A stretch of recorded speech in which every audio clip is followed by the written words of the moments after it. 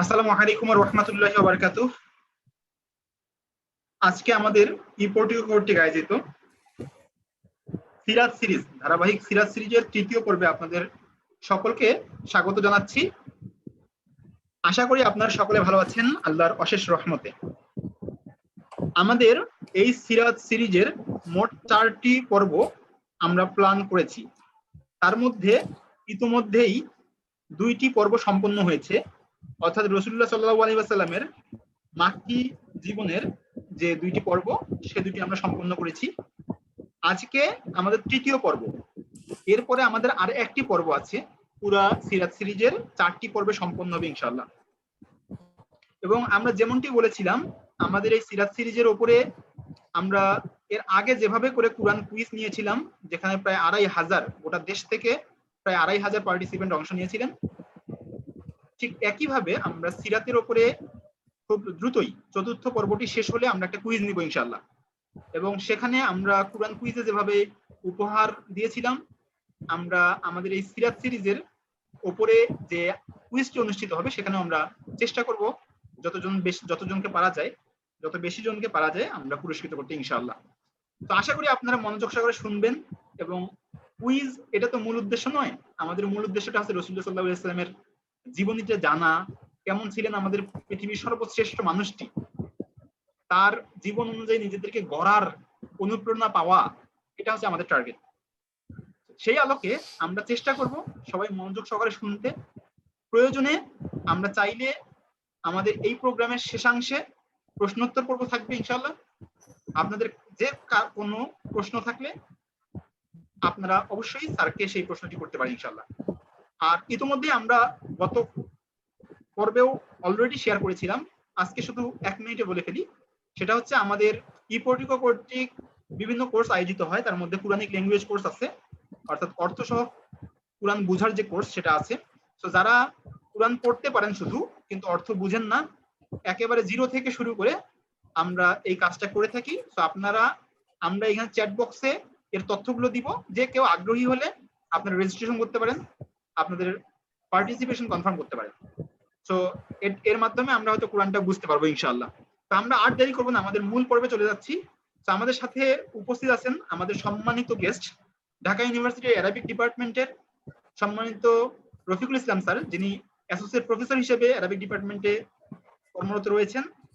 আমরা আমাদের সম্মানিত শিক্ষক, আমাদের সম্মানিত অভিভাবক এবং আমাদের গেস্ট রফিক স্যারকে অনুরোধ জানাচ্ছি আমাদের আজকের পর্বটি শুরু করার জন্য।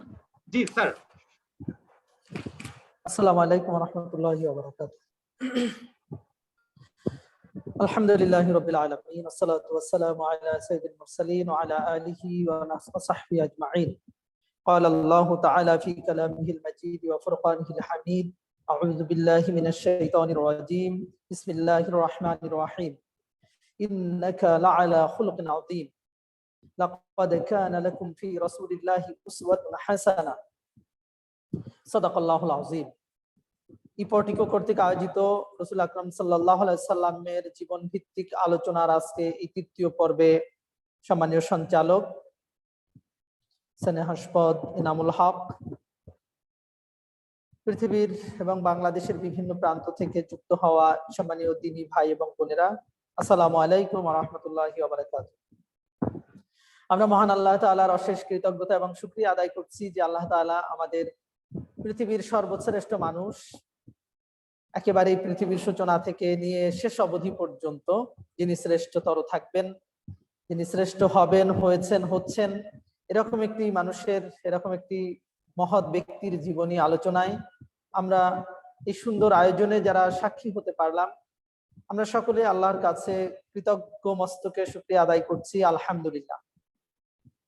সেই মহামানব রাসূল আকরাম সাল্লাল্লাহু আলাইহি সাল্লামের উপর দুরূদ পেশ করছি, যার জীবনটাই আমরা আজকে কম বেশি আলোচনা করার প্রচেষ্টা রাখছি।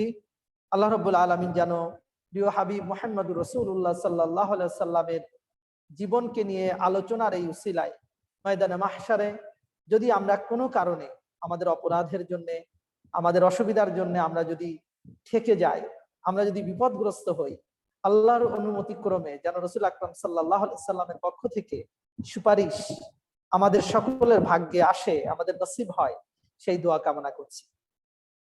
সম্মানীয় ভাই এবং বোনেরা, আমরা বিগত দুটো পর্বে প্রিয় নবী হযরত মুহাম্মদুর রাসূলুল্লাহ সাল্লাল্লাহু আলাইহি সাল্লামের জীবনের বেশ কিছু বিষয় নিয়ে আমরা আলোচনা করেছি।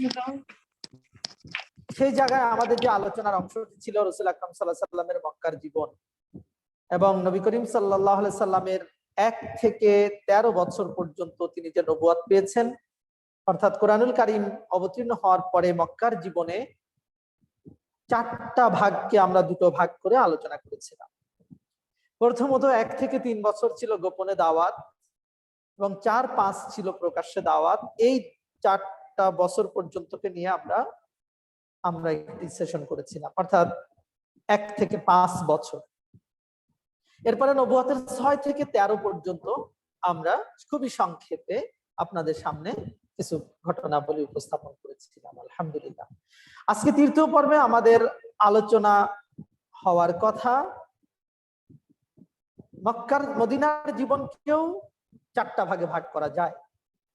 সেই ভাগের দুটো ভাগ আজকে আলোচনা করব, একটু বেশি করব, আর একটা ভাগ একটু পরে।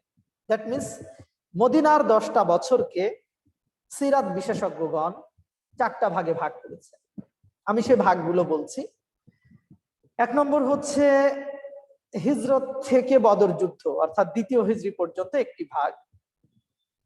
এরপরে 3য় হিজরি উহুদের যুদ্ধ যখন হয়েছে, 3য় হিজরি থেকে 6ষ্ঠ হিজরি রাসূল আকরাম সাল্লাল্লাহু আলাইহি সাল্লামের জীবনে যখন হুদায়বিয়া সন্ধি হয়েছে, এই সময় পর্যন্ত আরেকটি ভাগ। 7ম হিজরি থেকে রাসূল আকরাম সাল্লাল্লাহু আলাইহি সাল্লামের মক্কা বিজয়, অর্থাৎ 8ম হিজরি, এই সময় পর্যন্ত আরেকটি ভাগ। এবং 9ম হিজরি থেকে 10ম হিজরি, অর্থাৎ রাসূল আকরাম সাল্লাল্লাহু আলাইহি সাল্লামের মৃত্যু পর্যন্ত, এটা আরেকটা ভাগ। এরকম ভাগে বিভাজন করেছেন সিরাত বিশেষজ্ঞগণ। আজকে ইনশাআল্লাহ আমরা যে অংশটুকু সংক্ষেপে আপনাদের সামনে উপস্থাপন করতে চাইবো তা হচ্ছে রাসূল আকরাম সাল্লাল্লাহু আলাইহি সাল্লামের হিজরত থেকে শুরু করে 5ম বর্ষ পর্যন্ত, 5ম হিজরি পর্যন্ত। তার কারণ আমরা যদি ফার্স্ট এবং সেকেন্ড এই দুটো পার্টকে একসাথে আনি তাহলে মাত্র 3য় হিজরি কভার হয়। এই জন্য আমরা 3য় হিজরি না করে আর একটু বাড়িয়ে আমরা করব, সেটা হচ্ছে মানে 3য় হিজরি না, মানে আমরা পুরো 10 বছরের অর্ধেককে আজকে আলোচনা করব। দ্যাট মিন্স 5ম হিজরি পর্যন্ত। 5ম হিজরি পর্যন্ত আমাদের বিশেষ কিছু ঘটনা এবং কাজ রয়েছে বা জানার বলার, সেই বিষয়গুলোকে আমরা আনবো এবং শেষ 5 বছরকে ইনশাআল্লাহ আরেক সেশন। সম্মানীয় ভাই এবং বোনেরা, রাসূল আকরাম সাল্লাল্লাহু আলাইহি সাল্লামের জীবনী কতটা ভালো, কতটা সুন্দর, কতটা আমাদের জন্য প্রয়োজন, কালামে হাকিমে এ ব্যাপারে বেশ কিছু কথা বলা হয়েছে এবং ইতিপূর্বে আমরা শুনেছি। আল্লাহ রাব্বুল আলামিন খোলামেলা ভাবে একেবারে সূরা, ওটা হচ্ছে যে আমাদের সামনে আল্লাহ তাআলা সূরা, এই মুহূর্তে আমি ভুলে যাচ্ছি, যে সূরা হাশরের ভেতরে আল্লাহ বলছেন, মা আতাকুমুর রাসূলু ফাখুযুহু ওয়া মা নাহাকুম আনহা ফান্তাহু। যা আল্লাহ এবং আল্লাহর রাসূল এনেছেন সেটা তোমরা গ্রহণ করো, যা বর্জন করতে বলেছেন তা বর্জন করো। একদম মানে খুব মোটা দাগের একটি কথা আমরা পেয়ে যাই। সম্মানীয় ভাইরা, এরপরে আল্লাহ রাব্বুল আলামিন কালামে হাকিমে বলতেছেন যে কুল ইন কুনতুম তুহিব্বুনাল্লাহা ফাত্তাবিউনি ইউহিব্বুকুমুল্লাহ, যে হে, তোমরা যদি আল্লাহ রাসূলকে ভালোবাসতে চাও তাহলে অতি অবশ্যই আমাকে ভালোবাসো। ইয়াগফিরু লাকুম যুনুবাকুম, তিনি তোমাদের সকল গুনাহ খাতাকে maaf করে দিবেন। তাহলে আমরা দেখতে পাচ্ছি যে রাসূল আকরাম সাল্লাল্লাহু আলাইহি সাল্লামকে, অর্থাৎ আল্লাহর ভালোবাসা পাওয়ার জন্য রাসূল আকরাম সাল্লাল্লাহু আলাইহি সাল্লামকে ভালোবাসাটা কনফার্ম করা হয়েছে, মানে নিশ্চিত করা হয়েছে। তাহলে আমরা দেখছি যে আল্লাহ রাসূল সাল্লাল্লাহু আলাইহি সাল্লামকে ভালোবাসার কথা, আল্লাহ তাআলা তাকে ফলো করার কথা, তাকে শ্রদ্ধা করার কথা আল্লাহ তাআলা কালামে হাকিমে বলেছেন। এবারে আসেন আমরা যদি জাগতিক অন্যান্য মানুষদের কাছে যাই, যারা মুসলিম না, যারা ঈমান আনেন, তারা কতজন রয়েছেন সেরকম। যেমন বার্টন রাসেল রাসূল আকরাম সাল্লাল্লাহু আলাইহি সাল্লামের মর্যাদার ব্যাপারে কথা বলেছেন। আর্থার গিলম্যান উনি কথা বলেছেন। স্যার উইলিয়াম মুর তিনি আল্লাহ রসুলের প্রশংসা করে কথা বলেছেন। মহাত্মা গান্ধী, টমাস কার্লাইল, এরপরে হচ্ছে গুরু নানক, প্যারাডাইস লস্ট এর কবি খ্যাত জন মিল্টন, পিকে হিটটি, তারপরে হচ্ছে স্ট্যানলি নেলপুন, এরকম জর্জ বার্নার্ড শ। এভাবে ওই উপমহাদেশ, বিশ্বের অসংখ্য জায়গার অসংখ্য অমুসলিম মনীষী প্রিয় নবী হযরত মুহাম্মদ রাসূলুল্লাহ সাল্লাল্লাহু আলাইহি সাল্লামের ব্যাপারে পজিটিভ, সুপার পজিটিভ কমেন্ট করেছে এবং রাসূল আকরাম সাল্লাল্লাহু আলাইহি সাল্লামকে এভাবেই চিত্রায়িত করেছেন যে যদি মুহাম্মদ রাসূলুল্লাহ সাল্লাল্লাহু আলাইহি সাল্লামের মতো একজন নেতা, একজন ব্যক্তি যদি নেতা হয়, তাহলে এই বিশ্বের, এই পৃথিবীর মুক্তি পাওয়ার জন্য, মুক্ত হওয়ার জন্য দ্বিতীয় আর কোনো মানুষের দরকার হবে না। এগুলো হচ্ছে এই জাগতিক বিশ্বের মানুষের কথা। আর আল্লাহ তাআলা তো বলেছেনই যে ইন্নাকা লাআলা খুলুকিন আযীম, যে আপনি সুমহান চরিত্রের সর্বোচ্চ আসনে, সর্বশীর্ষে তুমি অধিষ্ঠিত। তাহলে এই নবীর জীবন আলোচনায় আমরা এখানে যুক্ত হয়েছি। আমাদের এই আলোচনা থেকে ডিটেইল হিস্ট্রি জানতে হবে, এটা যেমন দরকার, তেমনি কিছু কিছু জায়গা থেকে আমার সিরিয়াস শিক্ষাটা নিতে হবে, সেটা আরো ইম্পর্টেন্ট। রাসূল আকরাম সাল্লাল্লাহু আলাইহি সাল্লামের টোটাল 23 বছর জিন্দেগি আমার আপনার জন্য মানাটা ফরজ, জানাটা ফরজ, কিন্তু যিনি নন মুসলিম তার জন্য নয়। তবে নন মুসলিম ভাই এবং বোন যদি রাসূল আকরাম সাল্লাল্লাহু আলাইহি সাল্লামের নবুয়ত পাওয়ার 40টা বছর যদি ফলো করে, তাহলে সেই ভাই এবং বোন তার সোসাইটিতে সর্বোচ্চ গুণে গুণান্বিত হবে, সর্বাধিক সম্মানিত হবে, সর্বাধিক মর্যাদার অধিকারী হবে, সর্বাধিক একজন ম্যানার্ড পিপল হিসাবে সে পরিগণিত হবে, সর্বাধিক সত্যবাদী, সর্বাধিক মীমাংসাকারী হিসাবে একজন পরিগণিত হবে, যদি নবুয়ত পূর্ব জীবনটাও কেউ যদি ফলো করে। সম্মানীয় ভাই এবং বোনেরা, তাহলে আমরা রয়েছি, এক হলো ইমানের শর্তাধীনে, দ্বিতীয়ত এমন একজন ব্যক্তির জীবনকে আমরা ফলো করব যার ব্যাপারে রব্বুল আলামিনের অসংখ্য টেক্সট রয়েছে, কোরআন রয়েছে, যেই কোরআন অবিকৃত, যেমনি ভাবে কাবা বাইতুল্লাহ অবিকৃত, যেমনি ভাবে হাজরুল আসওয়াদ অবিকৃত, যেমনি ভাবে কালামে হাকিমের আয়াত অবিকৃত। তার প্রমাণ হচ্ছে একেবারেই ফেরাউনকে আল্লাহ বলেছেন তোমার শরীরটাকে আমি রেখে দিব পরবর্তী মানুষের প্রমাণ হিসাবে। দেখুন মিশরের সেটা এখনো রয়েছে তাদের মিউজিয়ামে, যারা আলহামদুলিল্লাহ সুযোগ হয়েছে দেখেছেন। আমি আল্লাহর ইচ্ছে আমার নিজ চোখে তাকে দেখে এসেছি। ইন্টারনেটে যে ছবিগুলো পাওয়া যায় অ্যাজ ইট ইজ ছবিগুলো। সুতরাং আল্লাহ তাআলার কালামে হাকিমের কথাগুলো এভাবে সত্য। আল্লাহ তাআলা বলেছেন কুল্লু নাফসিন যায়িকাতুল মাউত, প্রত্যেককে মারা যেতে হবে। অনেক অবিশ্বাসী মানুষ আল্লাহকে অবিশ্বাস করে কিন্তু মৃত্যুকে অবিশ্বাস করে না। তাহলে কালামে হাকিম এতটাই সত্য, যদি আমার আপনার জীবনে বাস্তব কিছু ঘটনার সাথে মিলিয়ে নেই তখন বুঝতে পারি যে কালামে হাকিম কতটা সত্য। সেই কালামে হাকিমে বলা হয়েছে নবী করিম সাল্লাল্লাহু আলাইহি সাল্লামের কথা, প্রিয় নবী হযরত মুহাম্মদ রাসূলুল্লাহ সাল্লাল্লাহু আলাইহি সাল্লামের কথা। তাহলে সেই মানুষটাকে ফলো করতে, বিশ্বাস করতে, তার কথা মানতে, তার ফুট স্টেপ নিজের জীবনে বাস্তবায়ন করতে কোনো সন্দেহ থাকবার কথা নয়। সম্মানিত ভাইরা, আসুন আমরা এবারে রাসূল আকরাম সাল্লাল্লাহু আলাইহি সাল্লামের হিজরত থেকে শুরু করে ৫ম বর্ষ পর্যন্ত অর্থাৎ নবুয়তের মদিনায় কি মোটামুটি বড় দাগের কাজগুলো ছিল সেটা আমরা একটু এক নজরে দেখি। তারপরে আমি দুই একটা ঘটনা সম্পর্কে একটু বিস্তারিত বলবো। আমা তাওফীকি ইল্লা বিল্লাহ। সম্মানীয় ভাই ও বোনেরা, রাসূল আকরাম সাল্লাল্লাহু আলাইহি সাল্লাম যখন হিজরত করছেন, মক্কায় নবুয়ত পেলেন 40 বছর বয়সে, 13 বছর থাকলেন। তাহলে 40 থেকে 13 হলে ওর সাথে যোগ হলে 53 বছর হয়। তাহলে 53 বছর তিনি মক্কায় কাটালেন। 53 বছর শেষ, 54 শুরুতেই তিনি মক্কা থেকে মদিনার উদ্দেশ্যে রওনা হলেন। একজন মানুষ, এরকম একজন সত্যবাদী মানুষ, আল আমিন আস-সাদিক, যে এতটাই সুপরিচিত, এতটাই সত্য, তার আর নিজের ভূখণ্ডে থাকা হলো না, চলে যেতে হচ্ছে।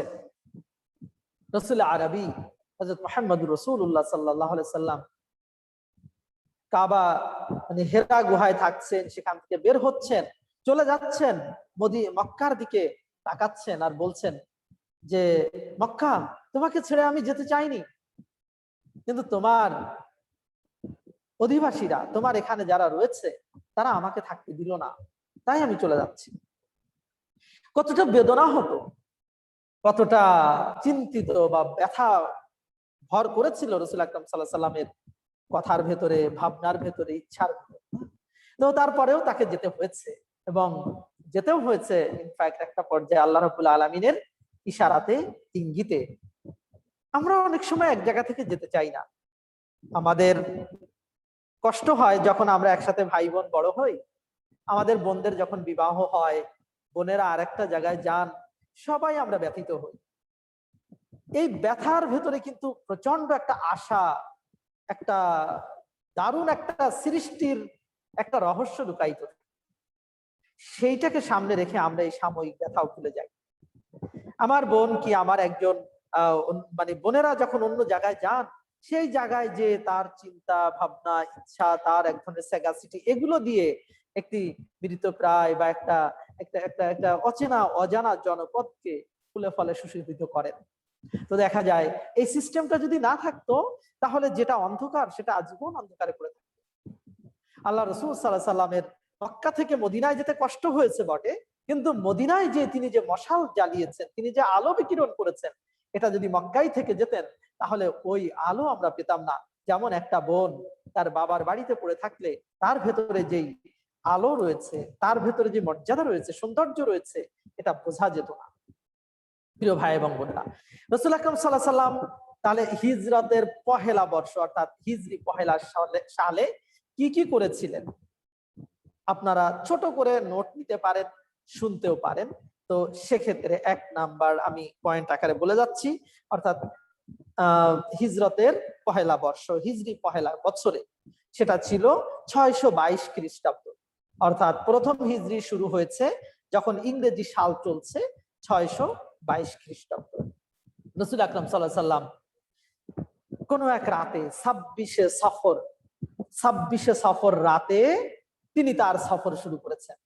তিনি হিজরতের উদ্দেশ্যে তার গৃহ ত্যাগ করেছেন, এবং রাসূল আকরাম সাল্লাল্লাহু আলাইহি সাল্লাম যেই দিকে মদিনা, তার উল্টা দিকে গারে সওরে চলে গিয়েছেন, সেখানে যেয়ে তিনি অবস্থান করেছেন। সে গল্প আমরা জানি। এই হিজরতের সময়ে রাসূল আকরাম সাল্লাল্লাহু আলাইহি সাল্লামের সাথী ছিলেন, আমরা জানি, হযরত আবু বকর সিদ্দিক রাদিয়াল্লাহু আনহু। তিনি দোয়া করতেন। রাসূল আকরাম সাল্লাল্লাহু আলাইহি সাল্লামের কাছে এসে বলতেন যে সবাই তো যাচ্ছে, আল্লাহ রাসূল বললেন দেরি করো, হয়তো একজন উত্তম সঙ্গী তোমার সাথে চলে যাবে। এবং আল্লাহ রাসূলের এই কথার একটু ইঙ্গিতে আবু বকর রাদিয়াল্লাহু আনহু মানে দরজার সাথে পিঠ লাগিয়ে দাঁড়িয়ে দাঁড়িয়ে ঘুমিয়েছে। কতটা শ্রদ্ধা, ভালোবাসা, ভক্তি থাকলে যে যদি আল্লাহ রাসূল কখনো ডাকেন কোম্পানির জন্য, যাতে উঠতে দেরি না হয়। তো আবু বকর রাদিয়াল্লাহু আনহু এই জার্নির একজন অন্যতম সহযোগী। এর সাথে আরো 3 জন ব্যক্তি ছিলেন। আমির বিন ফুহাইর নামে একজন দাস ছিলেন, আব্দুল্লাহ নামে একজন দাস ছিলেন, আর আব্দুল্লাহ বিন উবাই উনি কিতলাইসি এরকম একটা বংশের লোক, বা আব্দুল্লাহ ইবনে উবাই যদি আমরা ধরি, উনি ছিলেন পথ প্রদর্শক হিসাবে। এই আব্দুল্লাহ বিন উবাই ওই লোক না যে মক্কায় আল্লাহ রাসূলের সাথে শত্রুতা করেছিল, সে না। তো রাসূল আকরাম সাল্লাল্লাহু আলাইহি সাল্লামের সাথে আবু বকর রাদিয়াল্লাহু আনহু, আমির বিন ফুহাইর, এরপরে হচ্ছে আব্দুল্লাহ এবং আব্দুল্লাহ বিন উবাই, এই কয়েকজন, মোট 5 জনের একটি কাফেলা যাওয়া শুরু করলেন। কুরাইশরা 100 উট ঘোষণা করলো যে যারা রাসূলকে ধরে দিতে পারবে 100 উট দেওয়া হবে। সুরাকা বিন মালিক এই চ্যালেঞ্জ গ্রহণ করলো, এবং এই চ্যালেঞ্জ গ্রহণ করে মোটামুটি সে কয়েকবার চেষ্টা করেছে, বারবার ব্যর্থ হয়েছে। সর্বশেষ আল্লাহ রাসূলের কাছে ক্ষমা চেয়ে কোন রকম নিজের জীবন বাঁচিয়েছে। তাহলে রাসূল আকরাম সাল্লাল্লাহু আলাইহি সাল্লামের জার্নি শুরু হয়ে গেল 26শে সফর রাতে। তিনি এই 4 জন সঙ্গী নিয়ে বের হয়ে পড়লেন। রাসূল আকরাম সাল্লাল্লাহু আলাইহি সাল্লাম চলতে চলতে চলতে মোটামুটি 27 জুন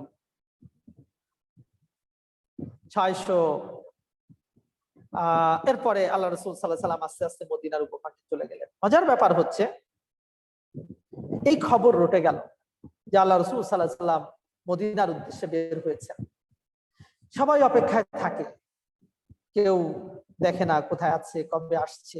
হঠাৎ করে একদিন এক ইহুদি সে দেখে ফেলে এবং সে চিৎকার করে ওঠে যে এই যে মুহাম্মদ আসছে।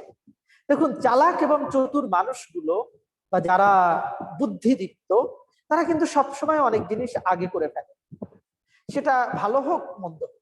একজন ইহুদি রাসূল আকরাম সাল্লাল্লাহু আলাইহি সাল্লামকে প্রথম দেখতে পায় যে তিনি মদিনার উপকণ্ঠে আসছেন। রাসূল আকরাম সাল্লাল্লাহু আলাইহি সাল্লাম চলে আসলেন প্রথমত একেবারে সেই বিখ্যাত আবু আইয়ুব আনসারী তার বাড়ির আশপাশে অর্থাৎ কুবায় পৌঁছে গেলেন এবং তিনি প্রথমত যে রাসূল আকরাম সাল্লাল্লাহু আলাইহি সাল্লাম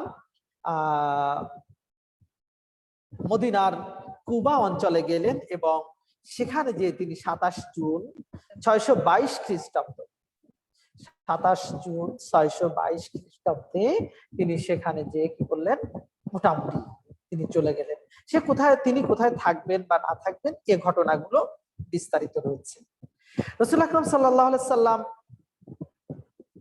প্রথম যে মসজিদ স্থাপন করেন সেটা হচ্ছে 27 জুন 622 খ্রিস্টাব্দ মসজিদে কুবা। রাসূল আকরাম সাল্লাল্লাহু আলাইহি সাল্লাম তাহলে 27 তারিখে তিনি একটি মসজিদ 27 জুন 622 খ্রিস্টাব্দ এই সময় পহেলা তিনি মসজিদটি তৈরি করছেন। সিরাতের বর্ণনাগুলোতে কিছু তারিখ বিভ্রাট রয়েছে, তবে আমরা যে তারিখগুলো বলতেছি এটা আমাদের মানে অবশ্যই এটা হচ্ছে ইয়া থেকে সাল্লাবির সিরাত থেকে বা আমাদের আর রাহিকুল মাখতুম থেকে, অথবা রাসূল আকরাম সাল্লাল্লাহু আলাইহি সাল্লামের জন্য আরেকটি সিরাত গ্রন্থ রয়েছে মহানবী সাল্লাল্লাহু আলাইহি সাল্লামের সিরাত কোষ খান মুসলিউদ্দিন আহমদ, ওনার সোর্স থেকে আমাদের এই কথা। তারিখের সাথে কিছু ব্যবধান আছে, তারিখটা অতিমাত্রার ম্যান্ডেটরি না, তারপরেও আমরা যে তারিখটা উপস্থাপন করছি আপনারা এটা একটু স্মরণে রাখবেন। তো রাসূল আকরাম সাল্লাল্লাহু আলাইহি সাল্লাম মসজিদে কুবা তৈরি করলেন 27 জুন 622 খ্রিস্টাব্দ। আচ্ছা, রাসূল আকরাম সাল্লাল্লাহু আলাইহি সাল্লামের 12ই রবিউল আউয়াল সেখান থেকে তিনি মদিনায় প্রবেশ করলেন, অর্থাৎ মসজিদে কুবা এরিয়াতে তিনি বিভিন্ন বর্ণনায় এসেছে যে 14 দিন ছিলেন। 14 দিন থাকার পরে তিনি একেবারেই মদিনার উপকণ্ঠে চলে আসেন, অর্থাৎ কুবাও বেশি দূরে না, সেখান থেকে যেখানে মদিনার মসজিদে নববী, এই মসজিদে নববীর এখানে আসেন। এর আগে তিনি আবু আইয়ুব আনসারী বা মসজিদে কুবা ওই এরিয়াতে মোটামুটি 14 দিন অতিবাহিত করেছেন এবং মসজিদে নববীর ভিত্তি স্থাপন করেছেন 12ই রবিউল আউয়াল। 12ই রবিউল আউয়ালে তাহলে 26শে সফর উনি বের হয়েছিলেন এবং 12ই রবিউল আউয়াল উনি মদিনায় যে মসজিদে নববীর ভিত স্থাপন করছেন। সেখানে নাজ্জার গোত্রের সাহাল এবং সুহাইলের জমিতে জমিকে রাসূল সাল্লাল্লাহু আলাইহি সাল্লাম ক্রয় করলেন, করে 12ই রবিউল আউয়াল সেখানে তিনি মসজিদে নববীর ভিত স্থাপন করছেন। তাহলে এর আগে হয়েছে মসজিদে কুবার ভিত বা মসজিদে কুবা। এরপরে রাসূল আকরাম সাল্লাল্লাহু আলাইহি সাল্লাম যেটা করেছেন, হিজরতের পহেলা বর্ষে আনসার এবং মুহাজিরদের মাঝে ভ্রাতৃ সম্পর্ক স্থাপন করেছেন। এরপরে রাসূল আকরাম সাল্লাল্লাহু আলাইহি সাল্লাম মদিনা সনদ করেছেন, একেবারেই প্রথম ইসলামী রাষ্ট্রের প্রথম লিখিত সংবিধান, এটা আল্লাহ রাসূল করেছেন। তাহলে আমরা একথা কোনোভাবেই বলতে পারবো না যে রাসূল আকরাম সাল্লাল্লাহু আলাইহি সাল্লাম কোন রাষ্ট্র স্থাপন করেননি। বহু কথাবার্তা আলোচনায় রয়েছে যে তিনি কোন রাষ্ট্র স্থাপন করেননি, এ কথাটা সত্য নয়। হ্যাঁ, রাষ্ট্র এখন যেমন আমাদের 3টা রাষ্ট্রের প্রধান বিভাগ থাকে, executive, legislative and judicial system, হয়তো এই সিস্টেম নাই, কিন্তু ও সময়ের কার্যাবলীগুলো ছিল, সকল কার্যকে এখন ভাগ করা হয়েছে। বাট রাসূল আকরাম সাল্লাল্লাহু আলাইহি সাল্লাম পহেলা হিজরিতে একেবারে একটা ইসলামিক স্টেট মদিনার জীবনে প্রস্তুতের মূল সোর্স গুলো তিনি রেডি করেছিলেন। একটা রাষ্ট্র হতে গেলে যেমন তার এরিয়া দরকার হয়, তার পিপল দরকার হয়, সভরিনটি দরকার হয়, তার হচ্ছে বলা যায় যে একটা সংবিধান বা এরকম আরো মৌলিক কিছু জিনিস থাকতে হয়, তার ম্যাক্সিমামই কিন্তু ছিল। সো রাসূল আকরাম সাল্লাল্লাহু আলাইহি সাল্লাম প্রথম ইসলামী রাষ্ট্র প্রতিষ্ঠা করলেন। তাহলে একদম পহেলা হিজরিতে, পহেলা বর্ষে, মাদানী জীবনের পহেলা বর্ষে তিনি হিজরত করেছেন। 2 নম্বর হচ্ছে তিনি মসজিদে কুবা এস্টাবলিশ করেছেন। 3 হচ্ছে মসজিদে নববী তিনি প্রতিষ্ঠা করলেন। 4 হচ্ছে তিনি আনসার এবং মুহাজিরদের ভেতরে ভ্রাতৃ সম্পর্ক স্থাপন করেছেন। 5 একটা কার্যকর সংবিধান রচনা করেছেন। 6 খুব ইম্পর্টেন্ট, আনসার এবং মুহাজিরদের ভেতরে তিনি ফুড ম্যানেজমেন্ট করেছেন। এটা আমি আরেকটু বিস্তারিত আসবো একটু পরে। খাদ্য, কিভাবে খাদ্য স্বয়ংসম্পূর্ণ হওয়া যায় সেই ব্যবস্থাপনা করেছেন প্রথম হিজরিতে।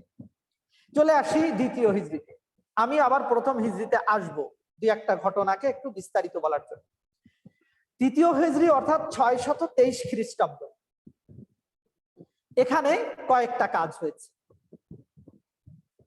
1, জিহাদের অনুমতি দেওয়া হয়েছে সময়।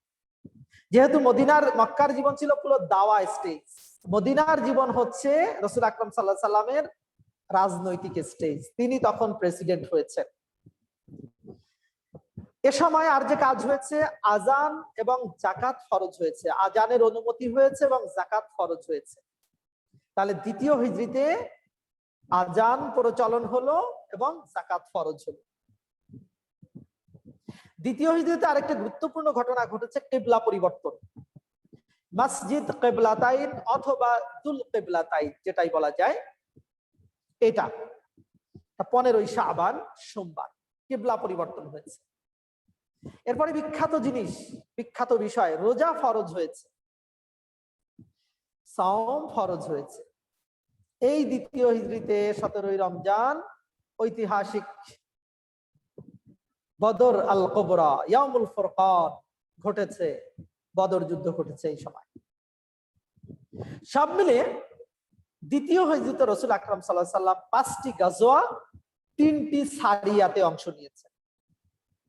গাজওয়া মানে হলো যুদ্ধ, যেগুলোতে স্বয়ং রাসূল আকরাম সাল্লাল্লাহু আলাইহি সাল্লাম পার্টিসিপেট করেছেন, নেতৃত্ব দিয়েছেন।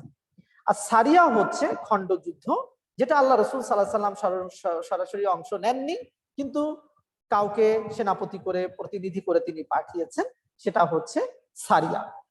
তাহলে দ্বিতীয় হিজরি মদিনার জীবনে কাজ হয়েছে জিহাদের অনুমতি, আজানের প্রচলন, যাকাত ফরজ, কিবলা পরিবর্তন, রোজা ফরজ হয়েছে, বদরের যুদ্ধ সংগঠিত হয়েছে। আমরা চলে যাব তৃতীয় হিজরিতে। সম্মানীয় ভাই এবং বোনেরা, আপনারা যদি একটু খাতা কলম নিয়ে রাখেন তাহলে ছোট্ট ছোট্ট পয়েন্ট প্লেটিং করে রাখতে পারবেন। আমরা অনেক গল্প করি, সিরাতের গল্প করাটা ইম্পর্টেন্ট। সিরাতের গল্পগুলো আমাদের সন্তানদের, আমাদের অনুজদের ঈমান বাড়াবে, আত্মবিশ্বাস বাড়াবে, তাদের ম্যানার এটিকেটস বৃদ্ধি করবে, সর্বোপরি একজন যোগ্য, সাহসী, আল্লাহ ভীরু মানুষ হিসাবে গড়ে উঠবে। কারণ আমরা এমন মানুষের আলোচনাই করব যেই মানুষের ব্যাপারে আসমান থেকে এবং জমিন থেকে অকুণ্ঠ চিত্তে সকলে এক বাক্যে শ্রেষ্ঠ মানুষ বলেছে। তাহলে এই মানুষের গল্প বলে তো একেবারে শ্রেষ্ঠ না হোক, তার কাছাকাছি কিছু গুণের মানুষ তো তৈরি করা সম্ভব। আশা করি আমরা সেটা করব। সম্মানীয় ভাইরা, তৃতীয় হিজরিতে খুব ইম্পর্টেন্ট কিছু কাজ হয়েছে অনুরূপ ভাবে। আসলে রাসূল আকরাম সাল্লাল্লাহু আলাইহি সাল্লামের মদিনার 10 বছরকে কোনো বছরের চাইতে ছোটখাটো করে বেড়াও যাবে, সম্ভব হবে না। তো তৃতীয় হিজরিতে এসে কি হলো, এখানে আল্লাহ রাসূল সাল্লাল্লাহু আলাইহি সাল্লাম মোটা দাগে তো আমরা জানি যে উহুদের যুদ্ধ হয়েছে। 1, 2 হচ্ছে মদ নিষিদ্ধ হওয়ার প্রথম ফরমান জারি হয়েছে। 3 নম্বর হচ্ছে সুদ নিষিদ্ধ হয়েছে। 4, এতিমদের সম্পদের ব্যবহার সংক্রান্ত বিধান অবতীর্ণ হয়েছে। এরপরে হচ্ছে মিরাসি সম্পদ, ইনহেরিটেন্স, আমাদের মৃত বাবার সম্পদ নিয়ে তার বিলি বন্টন কেমন হবে এই আলোচনা হয়েছে। বিবাহ সংক্রান্ত বিধানাবলী এ সময় অবতীর্ণ হয়েছে এবং স্ত্রীদের অধিকারের ব্যাপারে এ সময়ে নির্দেশনা এসেছে। তাহলে তৃতীয় হিজরিতে রাসূল আকরাম সাল্লাল্লাহু আলাইহি সাল্লামের জীবনে মৌলিক যেই সংস্কার বা কাজগুলো, মদ নিষেধ হয়েছে, উহুদের যুদ্ধ সংগঠিত হয়েছে, সুদ ত্যাগের নির্দেশ দেওয়া হয়েছে, এতিমের সম্পদ সংক্রান্ত বিধান অবতীর্ণ হয়েছে, মিরাজ সংক্রান্ত বিষয় আইন অবতীর্ণ হয়েছে, বিবাহ সংক্রান্ত আইন এসেছে এবং মুসলিমদের স্ত্রীদের অধিকার সংক্রান্ত আয়াত সমূহ এসেছে। তৃতীয় হিজরির মোটা দাগের ঘটনা এগুলো। এরপরে আমরা ইনশাআল্লাহ চতুর্থ হিজরিতে আমরা একটু যাব। চতুর্থ হিজরি অর্থাৎ 625 খ্রিস্টাব্দ। তৃতীয় হিজরিতে আমি একটুখানি বলে ফেলি যে 3টি গাজওয়া এবং 2টি সারিয়া হয়েছে। 3টি গাজওয়া মানে রাসূল সাল্লাল্লাহু আলাইহি সাল্লাম সরাসরি 3টা যুদ্ধে নেতৃত্ব দিয়েছেন এবং দুটোতে প্রতিনিধি পাঠিয়ে যুদ্ধের মুখোমুখি হয়েছে। চতুর্থ হিজরিতে 2টি গাজওয়া এবং 4টি সারিয়া হয়েছে।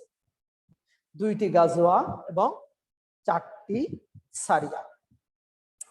এখানে বনু নজিরের সাথে যুদ্ধ হয়েছে এই চতুর্থ হিজরিতে। 2 নাম্বার যে কাজটি হয়েছে, পর্দার বিধান অবতীর্ণ হয়েছে, অর্থাৎ আমাদের হিজাব বা পর্দা এ ব্যাপারে আয়াত নাযিল হয়েছে এবং মদ হারামের চূড়ান্ত ঘোষণা এসেছে। মদ হারাম হওয়ার চূড়ান্ত ঘোষণা এসেছে। হুসাইন রাদিয়াল্লাহু আনহু রাসূল আকরাম সাল্লাল্লাহু আলাইহি সাল্লামের নাতি ফাতিমা রাদিয়াল্লাহু আনহার সন্তান এ সময়ে জন্মগ্রহণ করেছে। তো এখানে আমরা ঘটনাগুলো খুব মোটা দাগেই কয়েকটি, বিস্তারিত আরেকটু আসবো ইনশাআল্লাহ। তাহলে বনু নদীরের সাথে যুদ্ধ, পর্দার বিধান, মদ হারামের চূড়ান্ত বিধান এবং হযরত হুসাইন রাদিয়াল্লাহু আনহুর জন্ম হয়েছে। নবুয়তের 5ম বর্ষে অর্থাৎ 626 খ্রিস্টাব্দে রাসূল আকরাম সাল্লাল্লাহু আলাইহি সাল্লাম যুদ্ধ করেছেন বা যুদ্ধ হয়েছে মোট 6টি। 5টি গাজওয়া অর্থাৎ সরাসরি রাসূল আকরাম সাল্লাল্লাহু আলাইহি সাল্লাম 5টি যুদ্ধে অংশগ্রহণ করেছেন এবং 1টি সারিয়া হয়েছে। এই মোট 6টা। রাসূল আকরাম সাল্লাল্লাহু আলাইহি সাল্লামের এই 5ম বর্ষ আমরা জানছি যে এরপরেই শুরু হবে 6ষ্ঠ বর্ষে যে হুদায়বিয়া সন্ধি। তার মানে রাসূল আকরাম সাল্লাল্লাহু আলাইহি সাল্লামের নবুয়তের জিন্দেগির 5ম বর্ষ মানে হচ্ছে আর তিনি 5 বছর দুনিয়াতে রয়েছেন। এই 5 বছরে অনেক যেমন ঘটেছে ঘটনা, আর বাকি 5 বছরে ঘটবেও অনেক ঘটনা। তো তার মানে হলো রাসূল আকরাম সাল্লাল্লাহু আলাইহি সাল্লাম মনে হয় একটি মাসও কখনো একটু স্বাভাবিকভাবে সময় অতিবাহিত করেন। আইদার যুদ্ধ, যুদ্ধে লোক পাঠানো, মানুষ গঠন, সমাজ গঠন ইত্যাদি ইত্যাদি।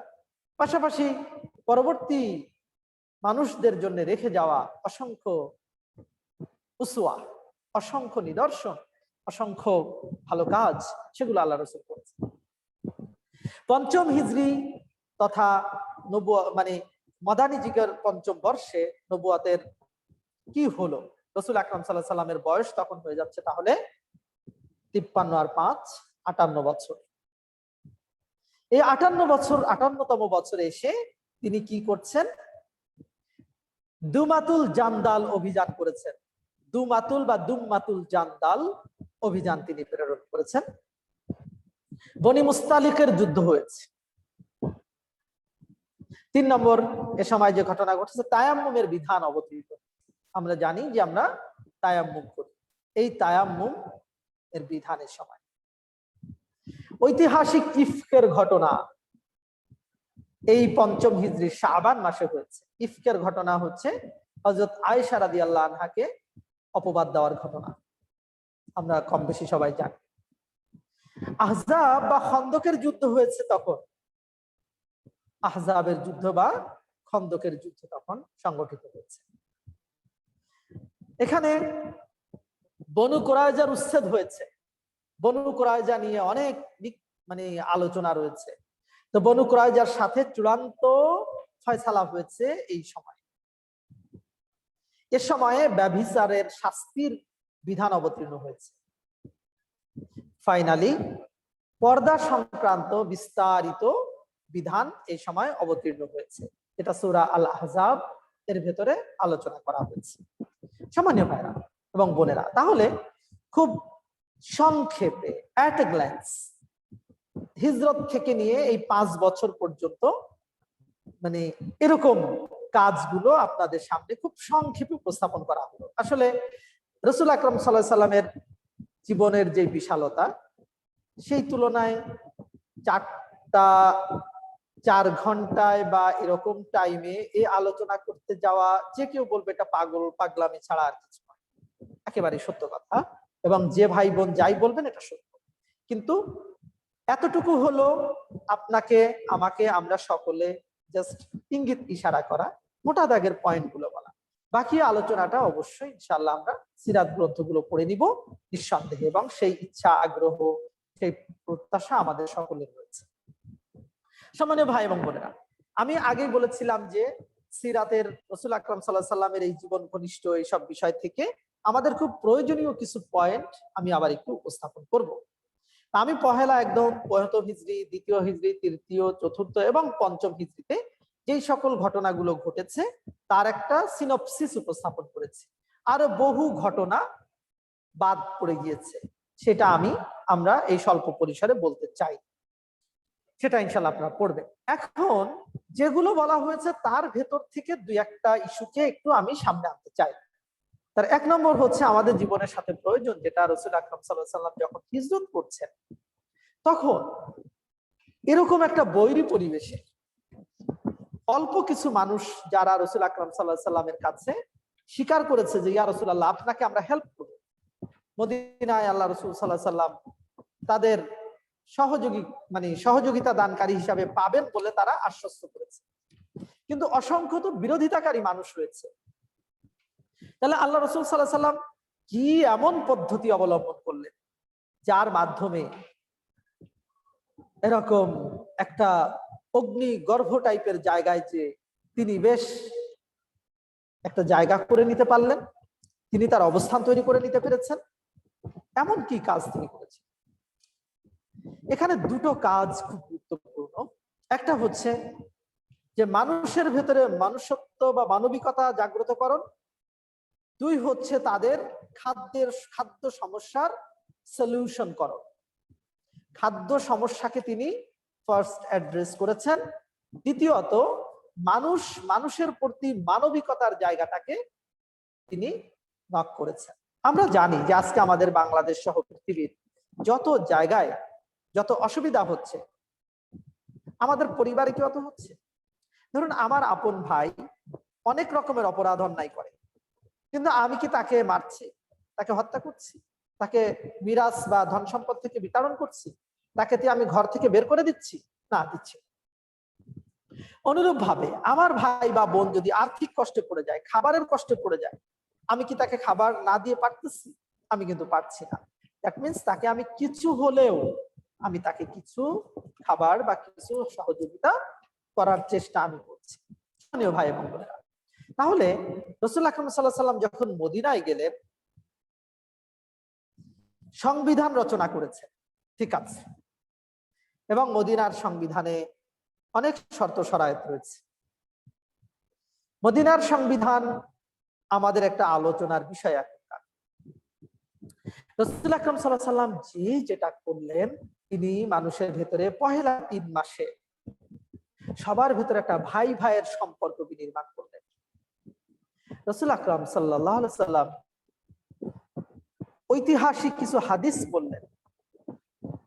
তার একটি হাদিস হচ্ছে এরকম, যে এটা হচ্ছে আপনার আল বুখারীর 6065 নম্বর হাদিস।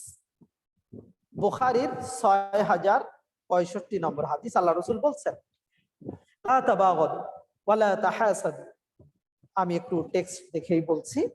ওয়ালা তাদাবারু আকুনু ইবাদাল্লাহি ইখওয়ানা ওয়ালা ইয়াহিল্লু লিমুসলিমিন আন ইয়াহজুরা আখাহু ফাওকা সালাসাতা আইয়াম। আল্লাহ রাসূল সাল্লাল্লাহু আলাইহি ওয়াসাল্লাম ঘোষণা করলেন যে তোমরা একজনের উপরে রাগ করো না, একজন আরেকজনের হিংসা করো না, তোমরা আল্লাহর ভাই ভাই হয়ে যাও, তোমরা একে অপরের পেছনে লেগো না। আর কি করো না, তোমরা আল্লাহর উদ্দেশ্যে ভাই ভাই হয়ে যাও।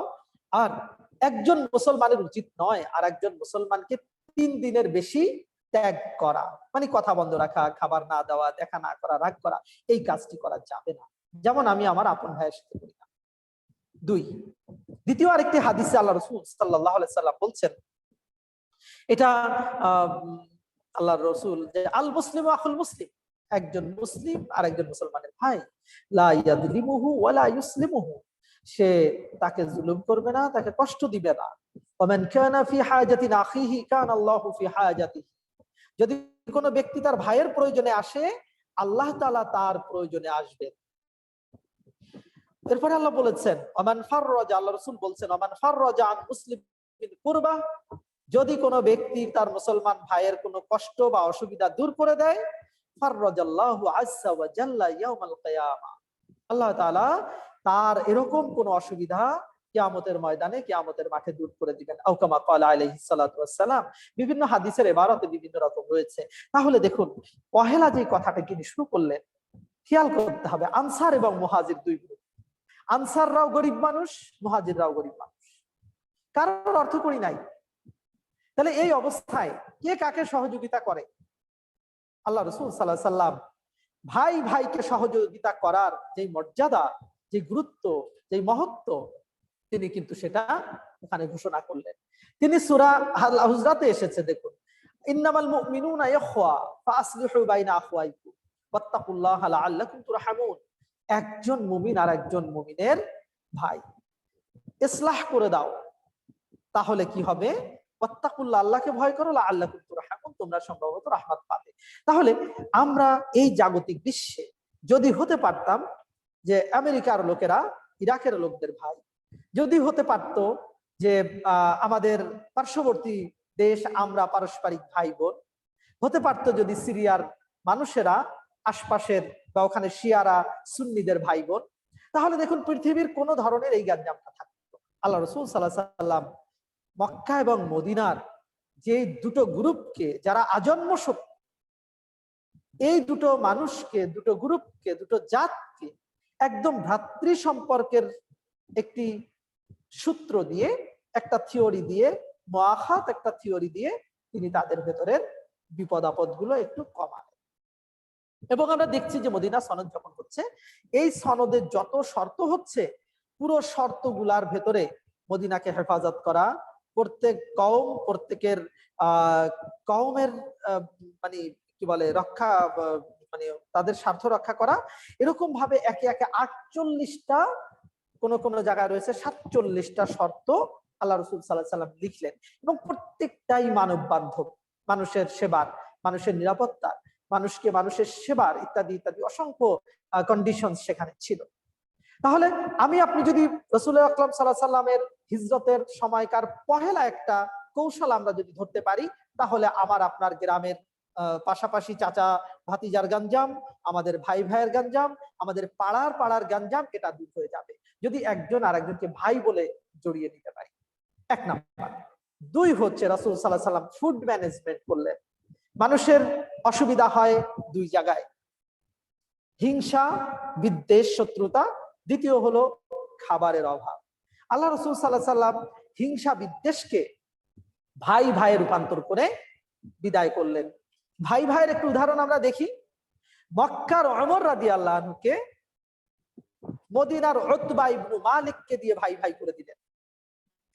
মক্কার ওমর, মদিনার আনসার হচ্ছে উতবা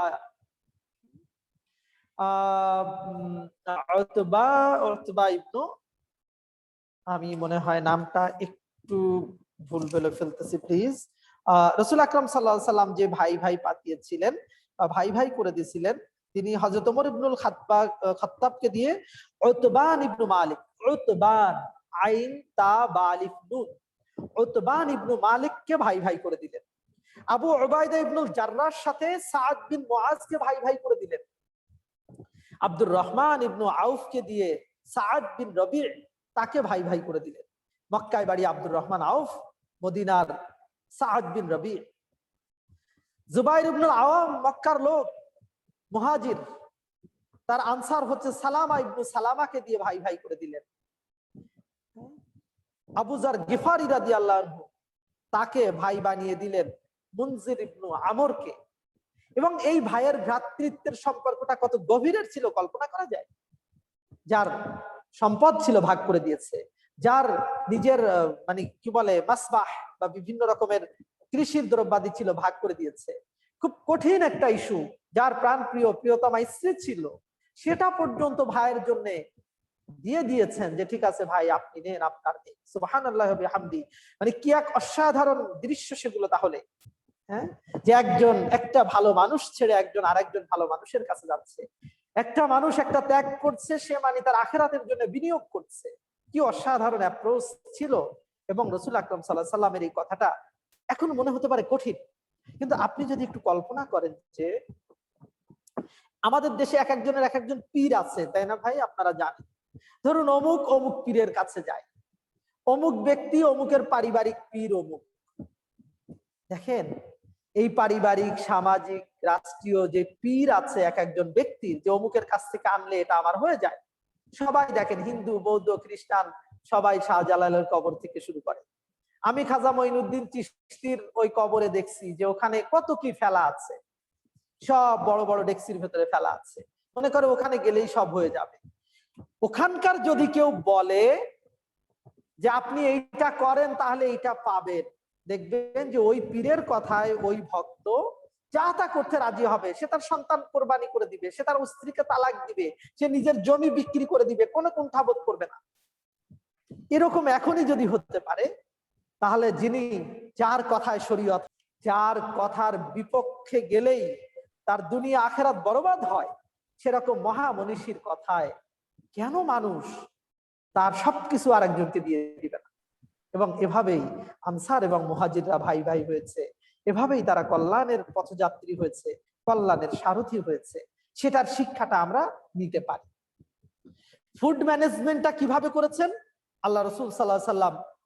বুখারীর ৩০৫৮১ নম্বর হাদিস এবং মুসলিমের ২০৫৭ নম্বর হাদিসে আল্লাহ রাসূল সাল্লাল্লাহু আলাইহি সাল্লাম বলছেন, মান কানা ইনদাহু তাআমুল ইসনাইন ফালিয়াযহাব বিসালিস ওয়া মান কানা ইনদাহু তাআমান আরবাআহ ফালিয়াযহাব বিখামিসিন আও সাদিসিন আও কামা ক্বালা আলাইহিস সালাতু ওয়াস সালাম। আল্লাহ রাসূল বলছেন যে যার কাছে দুজনের খাবার আছে তার উচিত তৃতীয় আরেকজনের কাছে নিয়ে যাওয়া বা আরেকজনকে ডাকা, অর্থাৎ দুজনের খাবার দিয়ে তিনজনের খাবার হয়ে যাবে, এটা না।